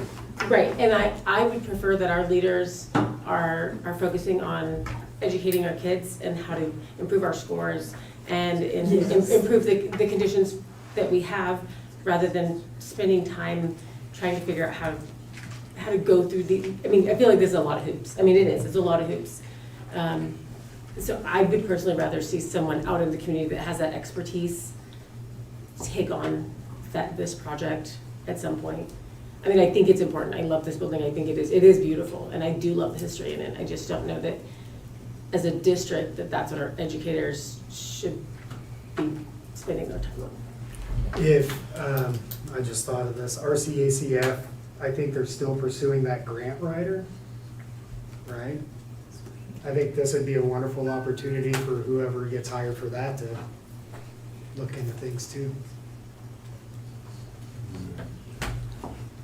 I do thank you for all the effort you put in. And I thank you for the passion you have for this too, because I think there's others in our community that have this same passion for this building.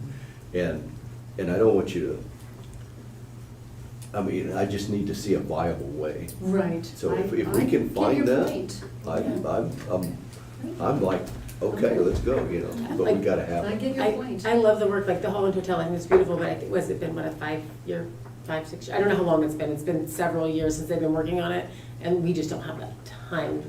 Yeah.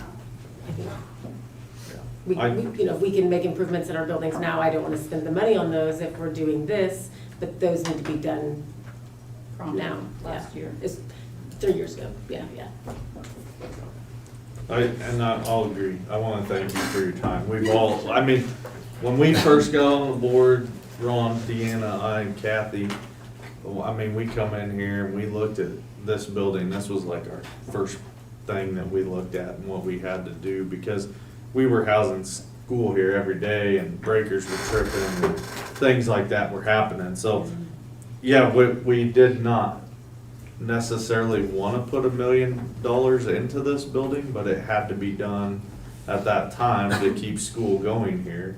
And at that time, we didn't have any place, I don't know, that we didn't have any place to put them, the kids that were here, but we were told we didn't have any room for them. So,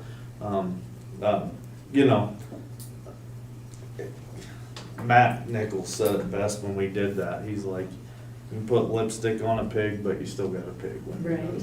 So, What year was that $1 million put in? 2019. Yeah, it was just before COVID. Yeah, and there were some big classes coming into the, It was- like out of the middle school and into the high 19. school at that point, because I've got kids about In that fact, age. I think some of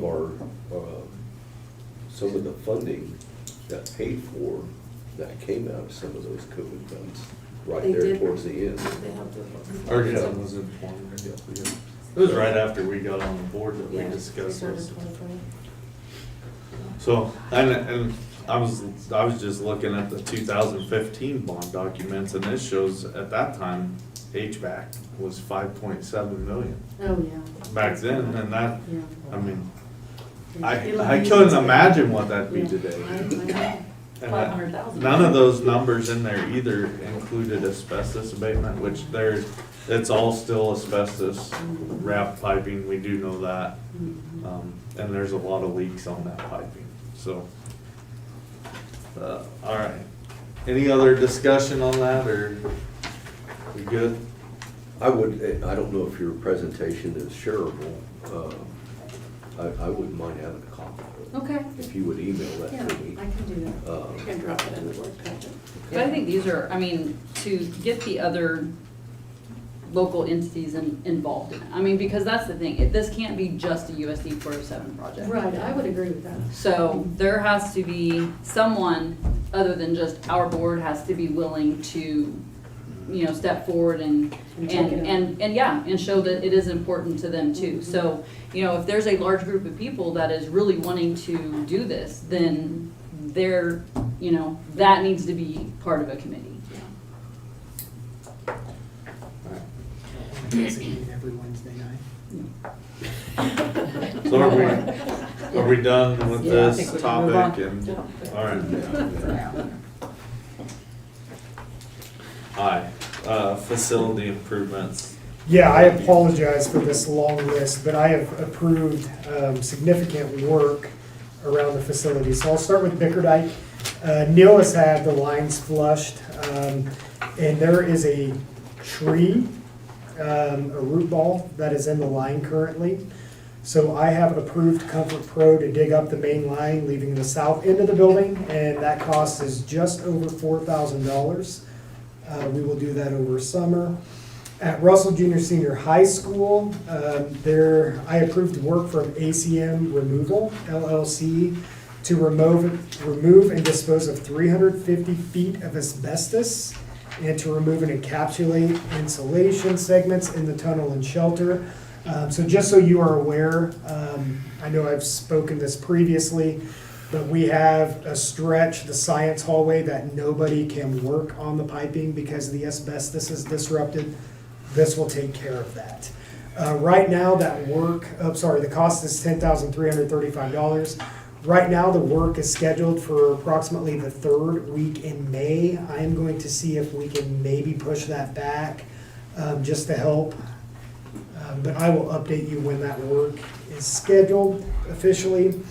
Is that just for the removal of the asbestos? Yeah. That's not actually taking care of the. Yeah, just No. removal of That's asbestos. actually not a bad. No, I was kind I of have shocked, zero actually. complaints with that. I was gonna say at Simpson, I thought it was $100,000, Yeah. wasn't that right? That was the whole, I don't know what it was, but that It was was also big. included in the HVAC. Because like you got tree roots Yeah, and but drainage, pipe. That hallway is probably about as long as that hallway at Simpson, the Yeah. main hallway. So that's, and this is. But is it this- easier access?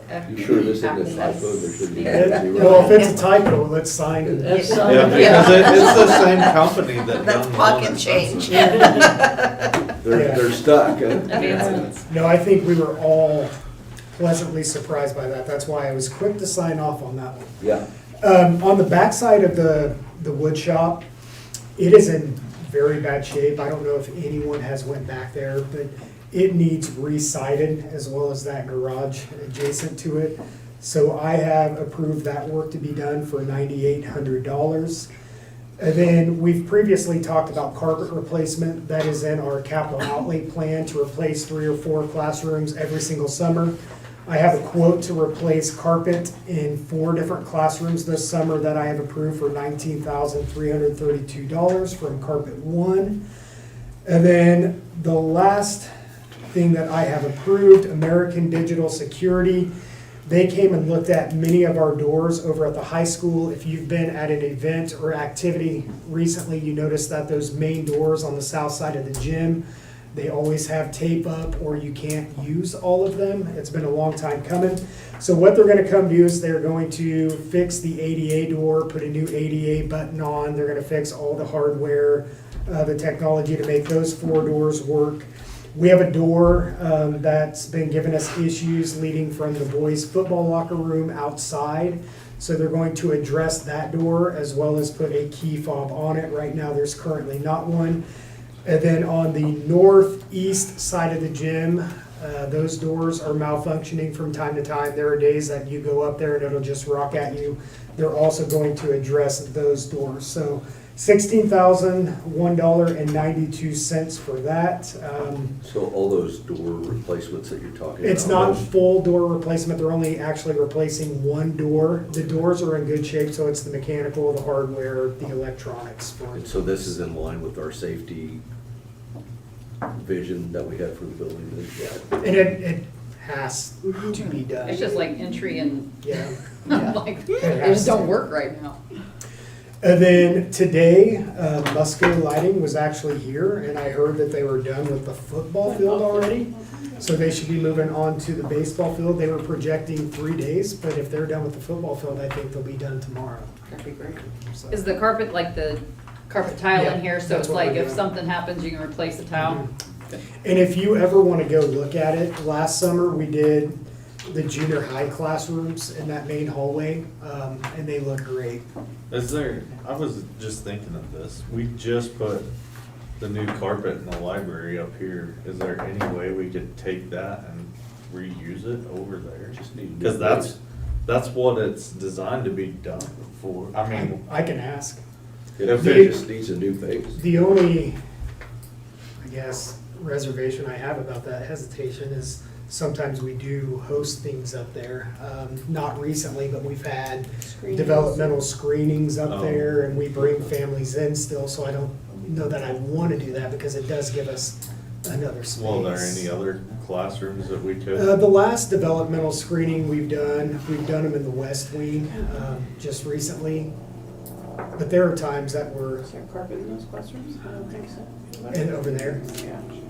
the band room.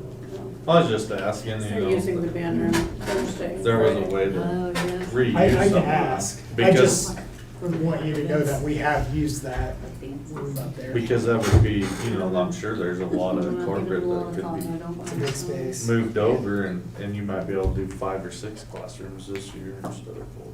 I'll find that out for you. And then the other thing, were you able to, or are you gonna check on running a line? See if Yeah. they can run a liner in that line? Yeah, Neil wasn't at our district office team meeting, so it's still on the agenda. I'll talk to him about it on Thursday this week. Just in that cast iron, that I kinda talked to Jordan, why they got that dug out, to see if we can go ahead and run that polyfill liner in that, why they have it open. And that should make that piping good forever then, and we wouldn't have it At the high school? at Bickerdike. Bickerd, okay. So we wouldn't have an issue later where they might have to break the floor out. That would solve a lot of problems if we could do that. Yeah. I have a question about Bickerdike and that root ball out there, that, I don't know what tree's causing that, but that tree that's at that south end of the building, it doesn't look so good. I don't know if that needs some trimming or just cut down, or really the trees around Bickerdike, I don't know, there's 2 here, and there's nothing, and then there's one at the end, and I don't know. Doesn't look Maybe if good. they're creating root issues in our plumbing, we should not have trees. Yeah. Well, once they put the PVC in, you won't have to. Right, yeah, that is really true, but the one at the end just doesn't look very good, so I don't know. Well, maybe it's drank too much sewage. That's probably the issue. That stinks.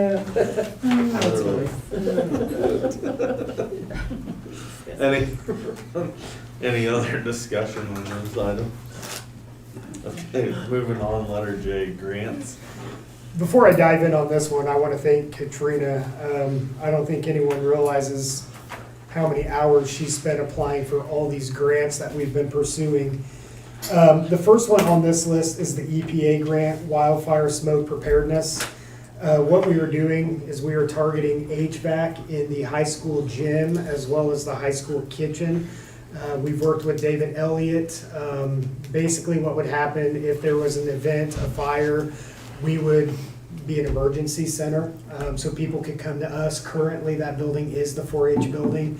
That gym's one of the biggest spaces in Russell County that you can fit a lot of people in, and by HVAC in the kitchen, you could do things with it too. So Of course, that delays the HVAC kitchen project, but if we can get money awarded to us, then I think we need to pursue it.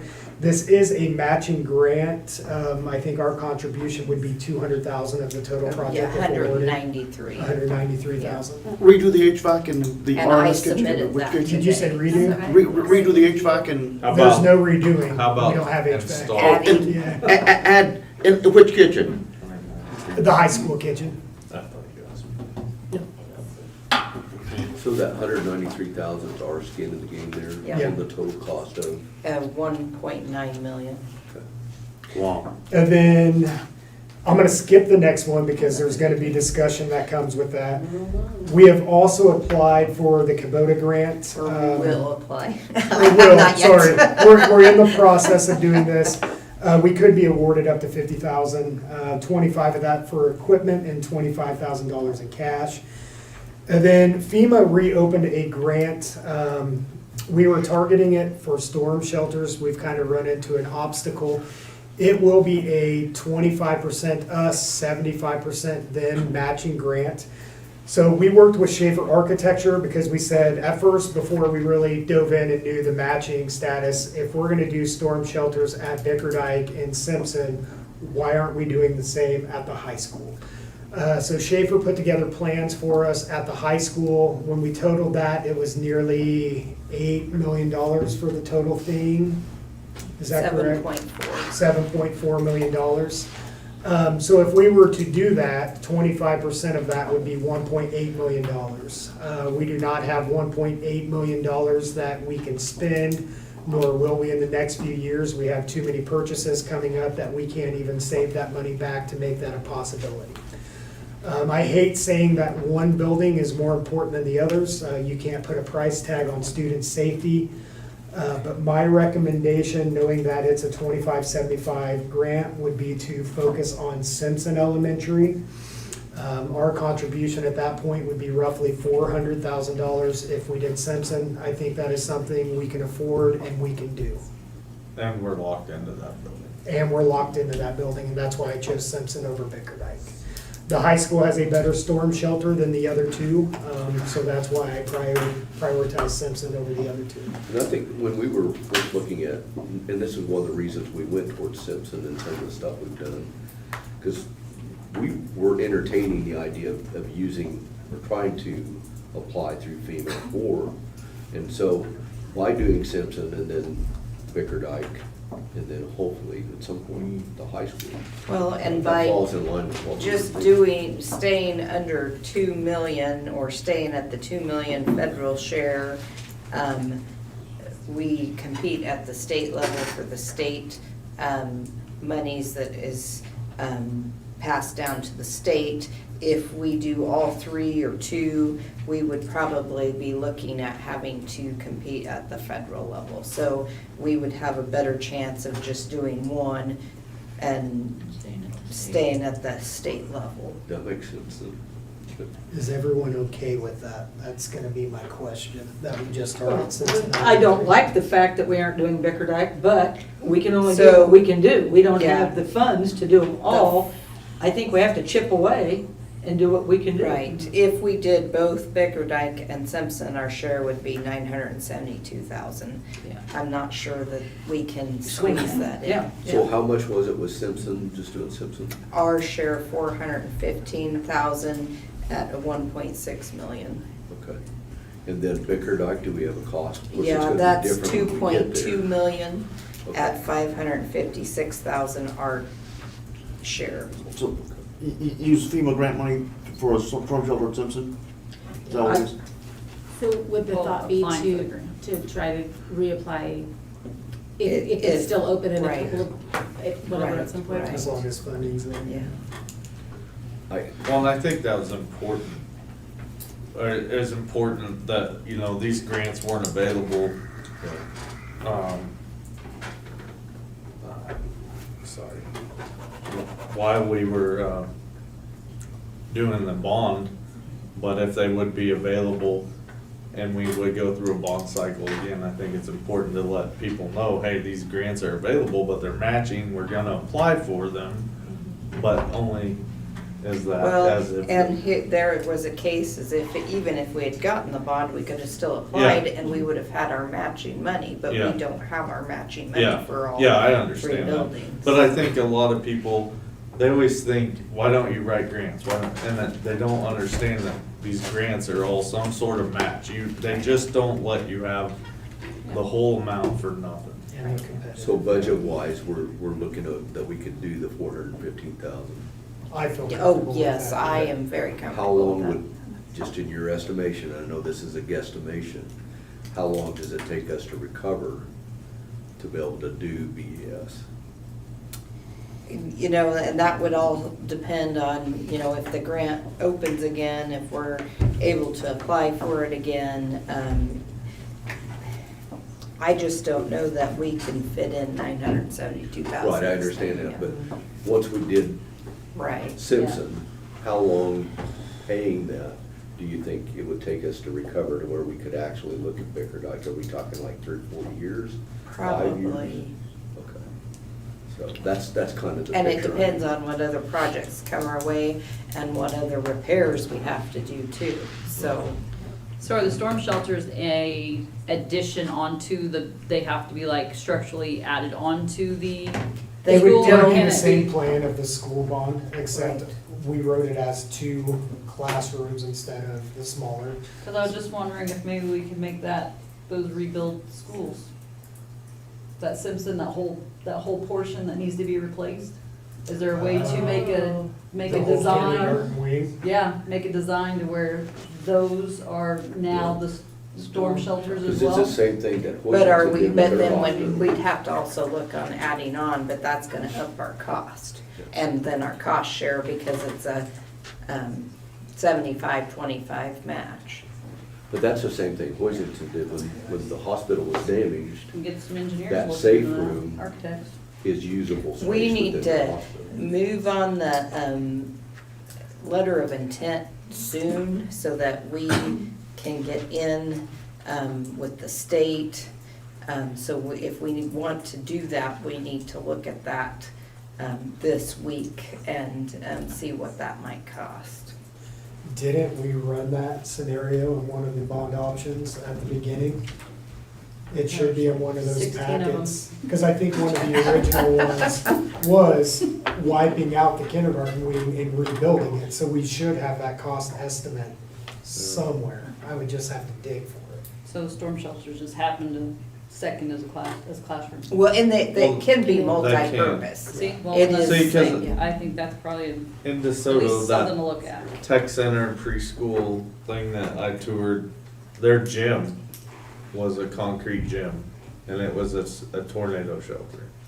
And it was a full-size gym, and it was paid for, through the FEMA grants. I don't remember how much it cost them, but it was all there, basically 25% of that was their cost. Let's get the most we So can. 1.6 million total is gonna be their cost, or that would be the total and our portion would be the 415? 415, Okay. if we So just about did what 160 we had later. planned on with the bond. Okay. And I have a question on the EPA grant. I thought you said it was 50/50. No, that was a 90-10. Okay, there you go. Yeah. That worked. I thought someone said The 50/50. My playground brain is The didn't- playground is 50-50. 50-50. Okay, gotcha. There's so many of them. Right. Yeah. I've got so many That's why we deadlines. appreciate We need like an infographic roadmap. Okay. Well, Yeah, I'd rather do one than none, so Yes. if that's our Yeah. choice, then, I mean, Yeah. if that's what we can afford, then Yeah. I don't. I see wish any- I could sit up here and recommend that we have the money for all of it. We just We don't. simply do Yeah. not. Now, when you do a grant, can you ask for donations to go towards our portion of it? Is that That's, yeah, as long as we're not putting other federal monies towards it, Mhm. then we can get our money anywhere. We just can't get other federal money to go towards our share. okay? wow. It's definitely needed, and Yeah. we need to Yes. start somewhere. Yeah. so. Wow. Any other discussion? Okay, moving on. Non-resident Student enrollment capacity. Mr. Cruz, I'll let you have that. We need to approve this for next school year. At this time, and after experiencing this for a couple years, I'm not worried about a flooding of students, so my recommendation would be unlimited in each class. Mr. President, Dr. Ellis? I move we approve the capacity for 26, 27 as unlimited for each class. I'll second. It's been moved and seconded that we approve the capacity for the 26-27 school year is unlimited for each class. Any other discussion? What does that mean exactly? Like, it's already open enrollment, so anybody can come into our school So district. each year we have to set capacity. So last year, there was only one grade level that we didn't take any students because we didn't feel comfortable taking more with the class sizes. It doesn't mean we have to take them all. If they are not students in good standing, we can still turn them away. But any student who is in good standing, we would take with open arms. Okay. Yep, that's Good what I was question. worried about. Yep. All right. Been moved and seconded. All in favor? All opposed? Motion passed. All right, letter L, West Central Kansas Special Ed Cooperative Quarterly Update. Yeah, Mr. Carlin's quarterly update is in the packet. We met a month ago. We had a really good conversation.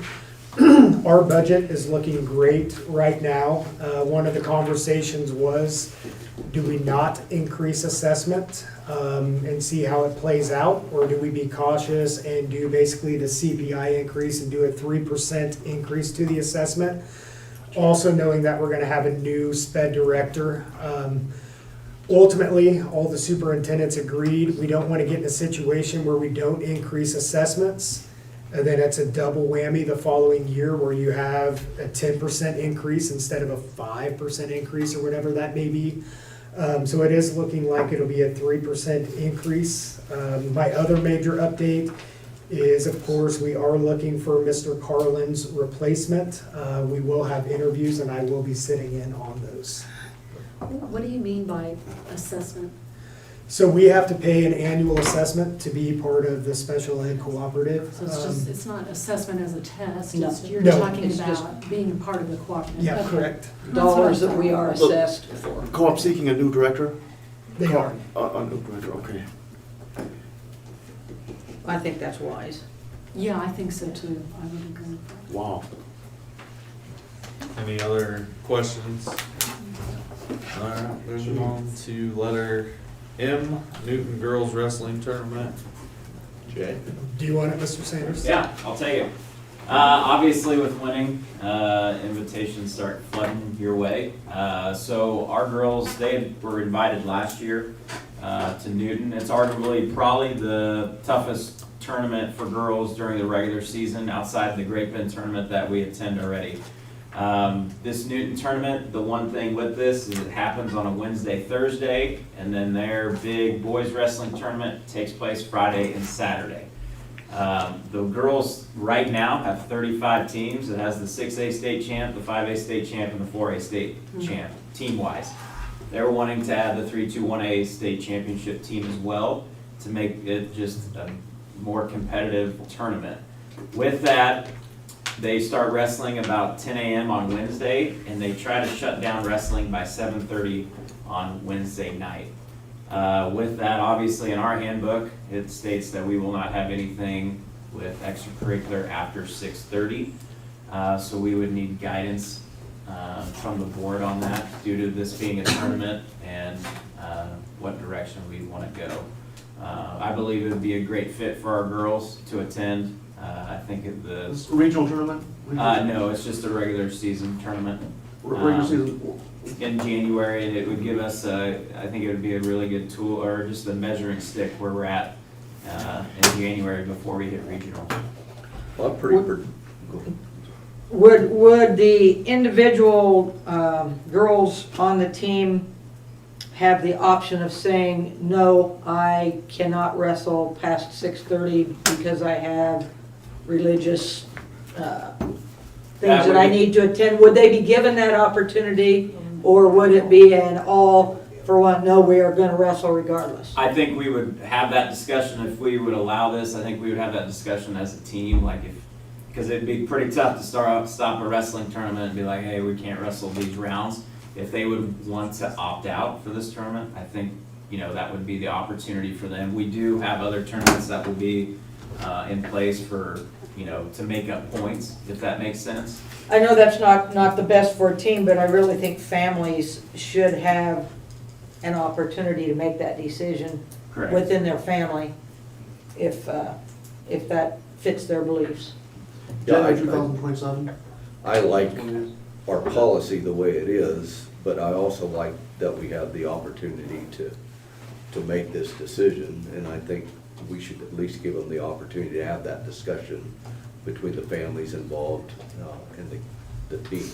Yeah, I think we would have a really good turnout for the wrestlers going. I do believe that.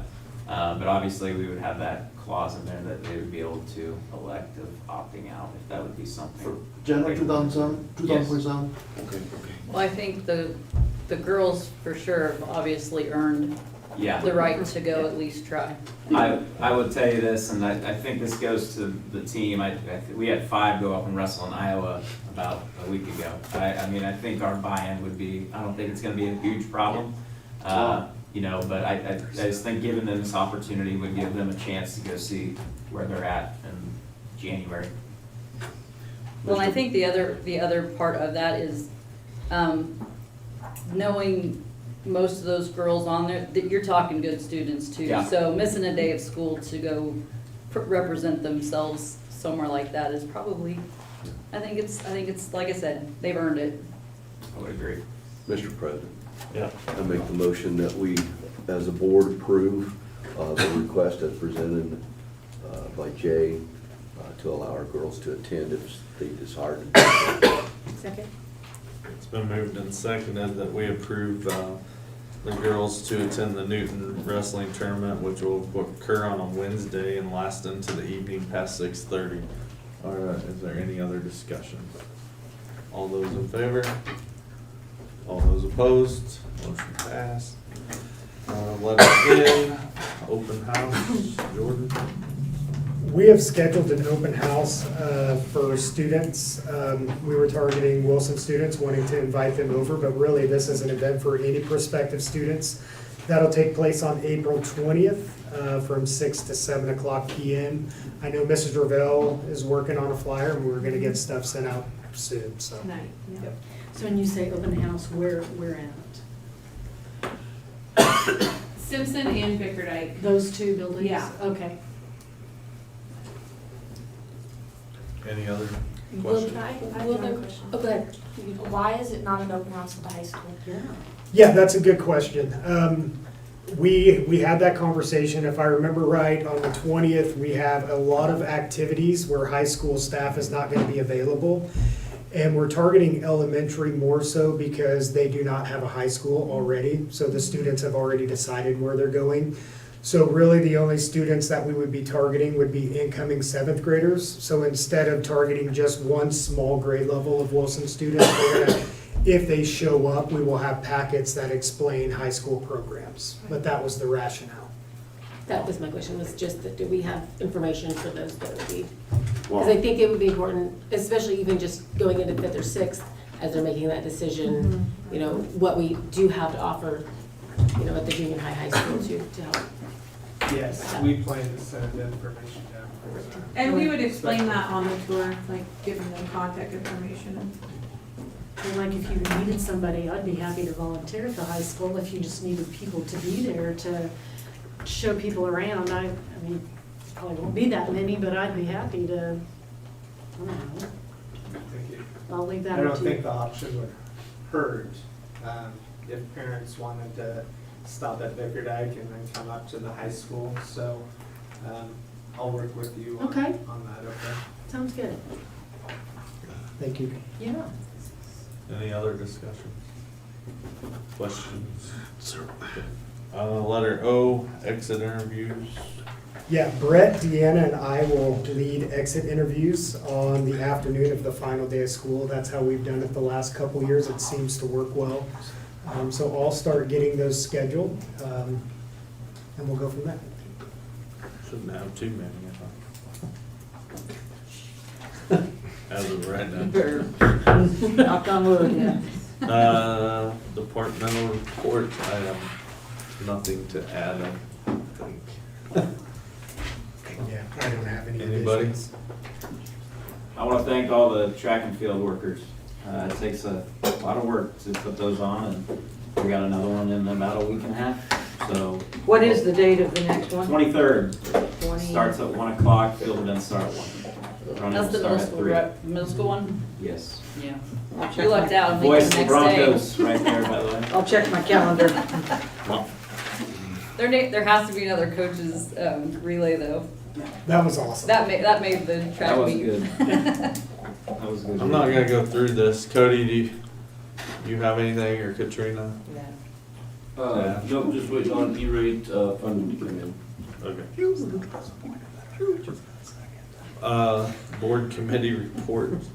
Ron, do you have? I was not able to attend, but in the ones, I'd received a report back that they were looking for some additional help to run concession stands at the track meet that's gonna be held on the 23rd, and then also on the elementary field day on May 1st.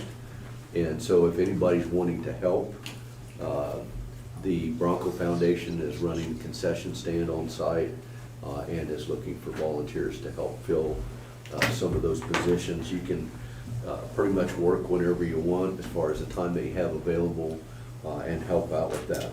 The other thing that they're really wanting to do with the money that is generated from this is they're trying to accumulate enough or make enough revenue that they can get into a oh,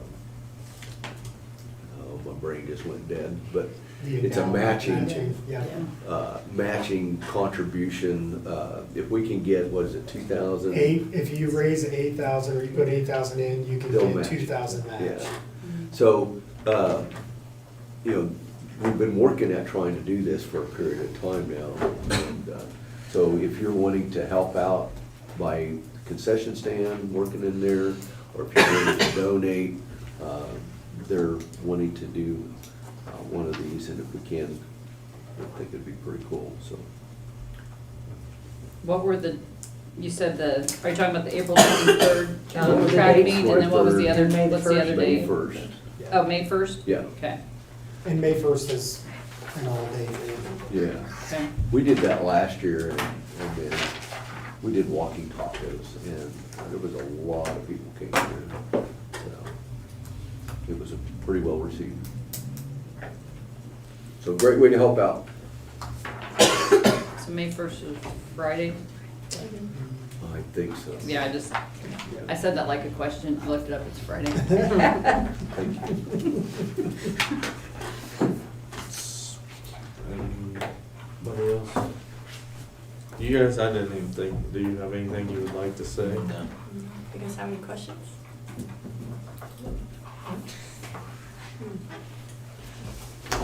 Any buzz around the high school on anything? When's prom, or did it? Saturday. Oh, it's this Saturday? And it's at is it still at the Elks? Public can go out for a certain amount of Last time? meeting. What time is it? It's Maddie's last meeting. This is Maddie's meeting. Oh, gosh. She'll graduate before the next one. Unless she wants to come back. We'll see if I'm here. Oh, I guess the meeting is after graduation. Yeah. What time does the Oh, prom it's day great. start then? Where were we considering? Do you know? 6:45, I think. That's Yeah. all right. I don't know, I'm not sure, but. Yeah. Take it with a grain of salt, yeah. All right. Who's doing the Grand March? I don't think they've decided yet. We don't know yet. We voted. They voted. Yeah. The vote ended today. I will calculate when I get done with this. Are you the senior class sponsor? She's Oh, you're the junior, oh, yeah, that's right, junior. What time Oh, is it? I was you for like 12 years. All right, we'll take a 15-minute recess and then we'll start our fun stuff.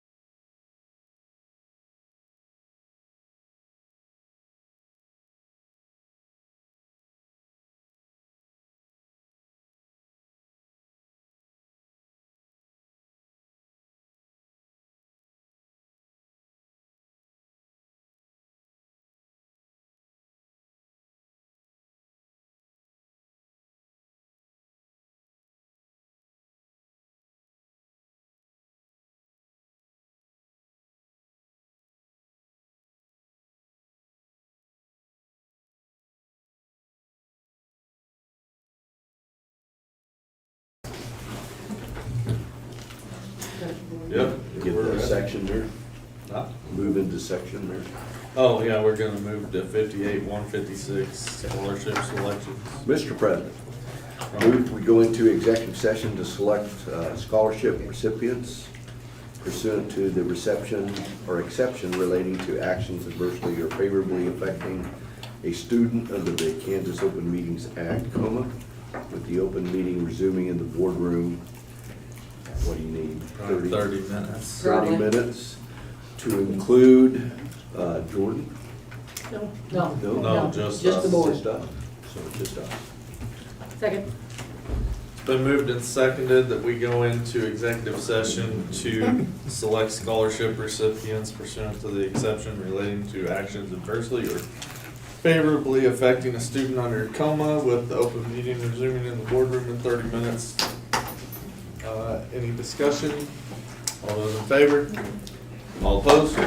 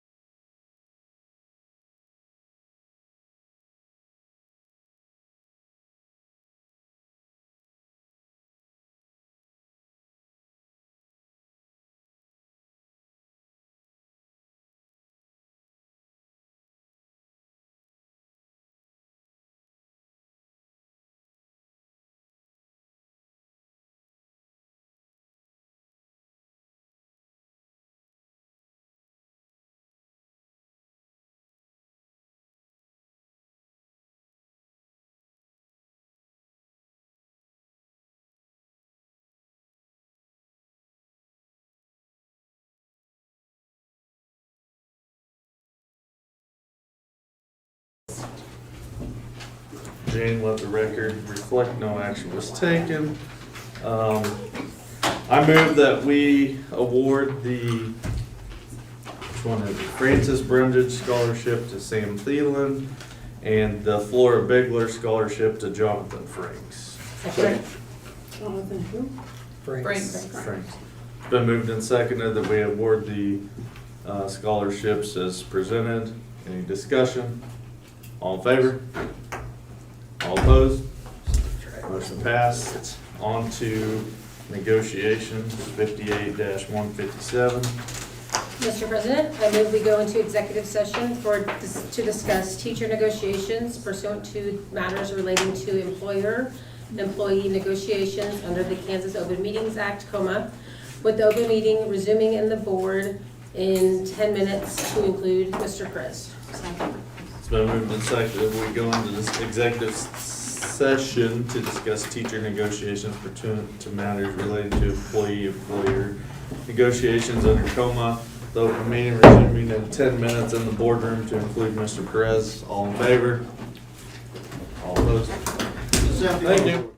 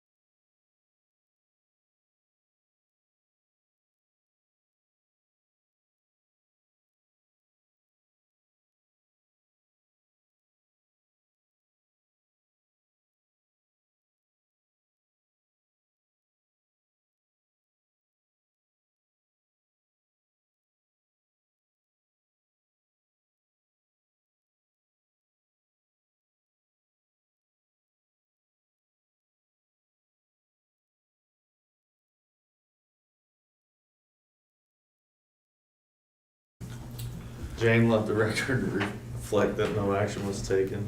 Mr. President, Wrong. make the motion that we accept the following resignations. Victoria Ansley, Administrative Assistant at VES.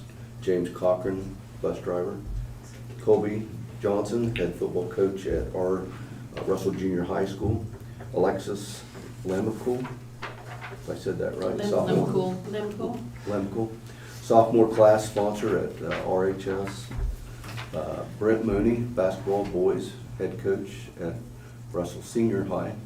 Brent Mooney, golf head coach at Russell Senior High School. Camry Nuss, dance team coach at Russell Junior Senior High, or Russell Junior and Senior High. Dylan Plummer, PE teacher at Russell Junior Senior High School. Dylan Plummer, football assistant coach at Russell High School. Dylan Plummer, basketball boys coach at Russell Senior High School. Dylan Plummer, golf assistant coach at Russell Senior High School. Kelsey Ward, second grade teacher at VES. New contracts, work agreements. David Bolts, credit recovery staff at Russell Junior Senior High School. Tammy Burley, credit recovery staff at Russell Junior Senior High School. Mallory Davis, head dance team coach, Russell Senior High School. Lloyd Dotson, third instrumental choir teacher at Russell Junior Senior High School.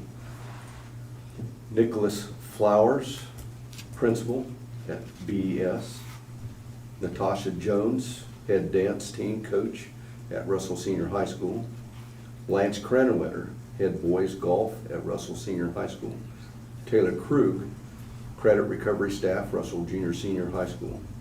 Rhonda Lindsay, credit recovery staff at Russell Junior Senior High School. Camry Stoppel, substitute credit recovery staff at Russell Junior Senior High School. Transfer request. Oh, and one transfer request, Catherine Bruni from full-time custodian at SES to part-time custodian at SES. And part-time maintenance for district. A second. It's been moved and seconded that we accept the resignations, new contracts, and transfer requests as presented. I'm not rereading all those. Any discussion? All in favor? Is that a 1 year for the principal? Yes. 1 year contract? 1 year contract. All those in favor? All opposed? All right, moving on to 58-159 student matters. Mr. President? Yes, sir. And make the motion we go into, Andrew. I'm sorry. Go ahead. Go into executive session to discuss student matters under the Kansas Open Meetings Act, COMA, with the open meeting resuming in the boardroom in 5 minutes, to include Dr. D and who was there, and Mr. Chris. Second. It's been moved and seconded that we go into executive session for student matters. Under here's the COMA, with the open meeting resuming in 5 minutes to include Dr. D and Mr. Perez. All in favor? Aye. Thank you. All opposed?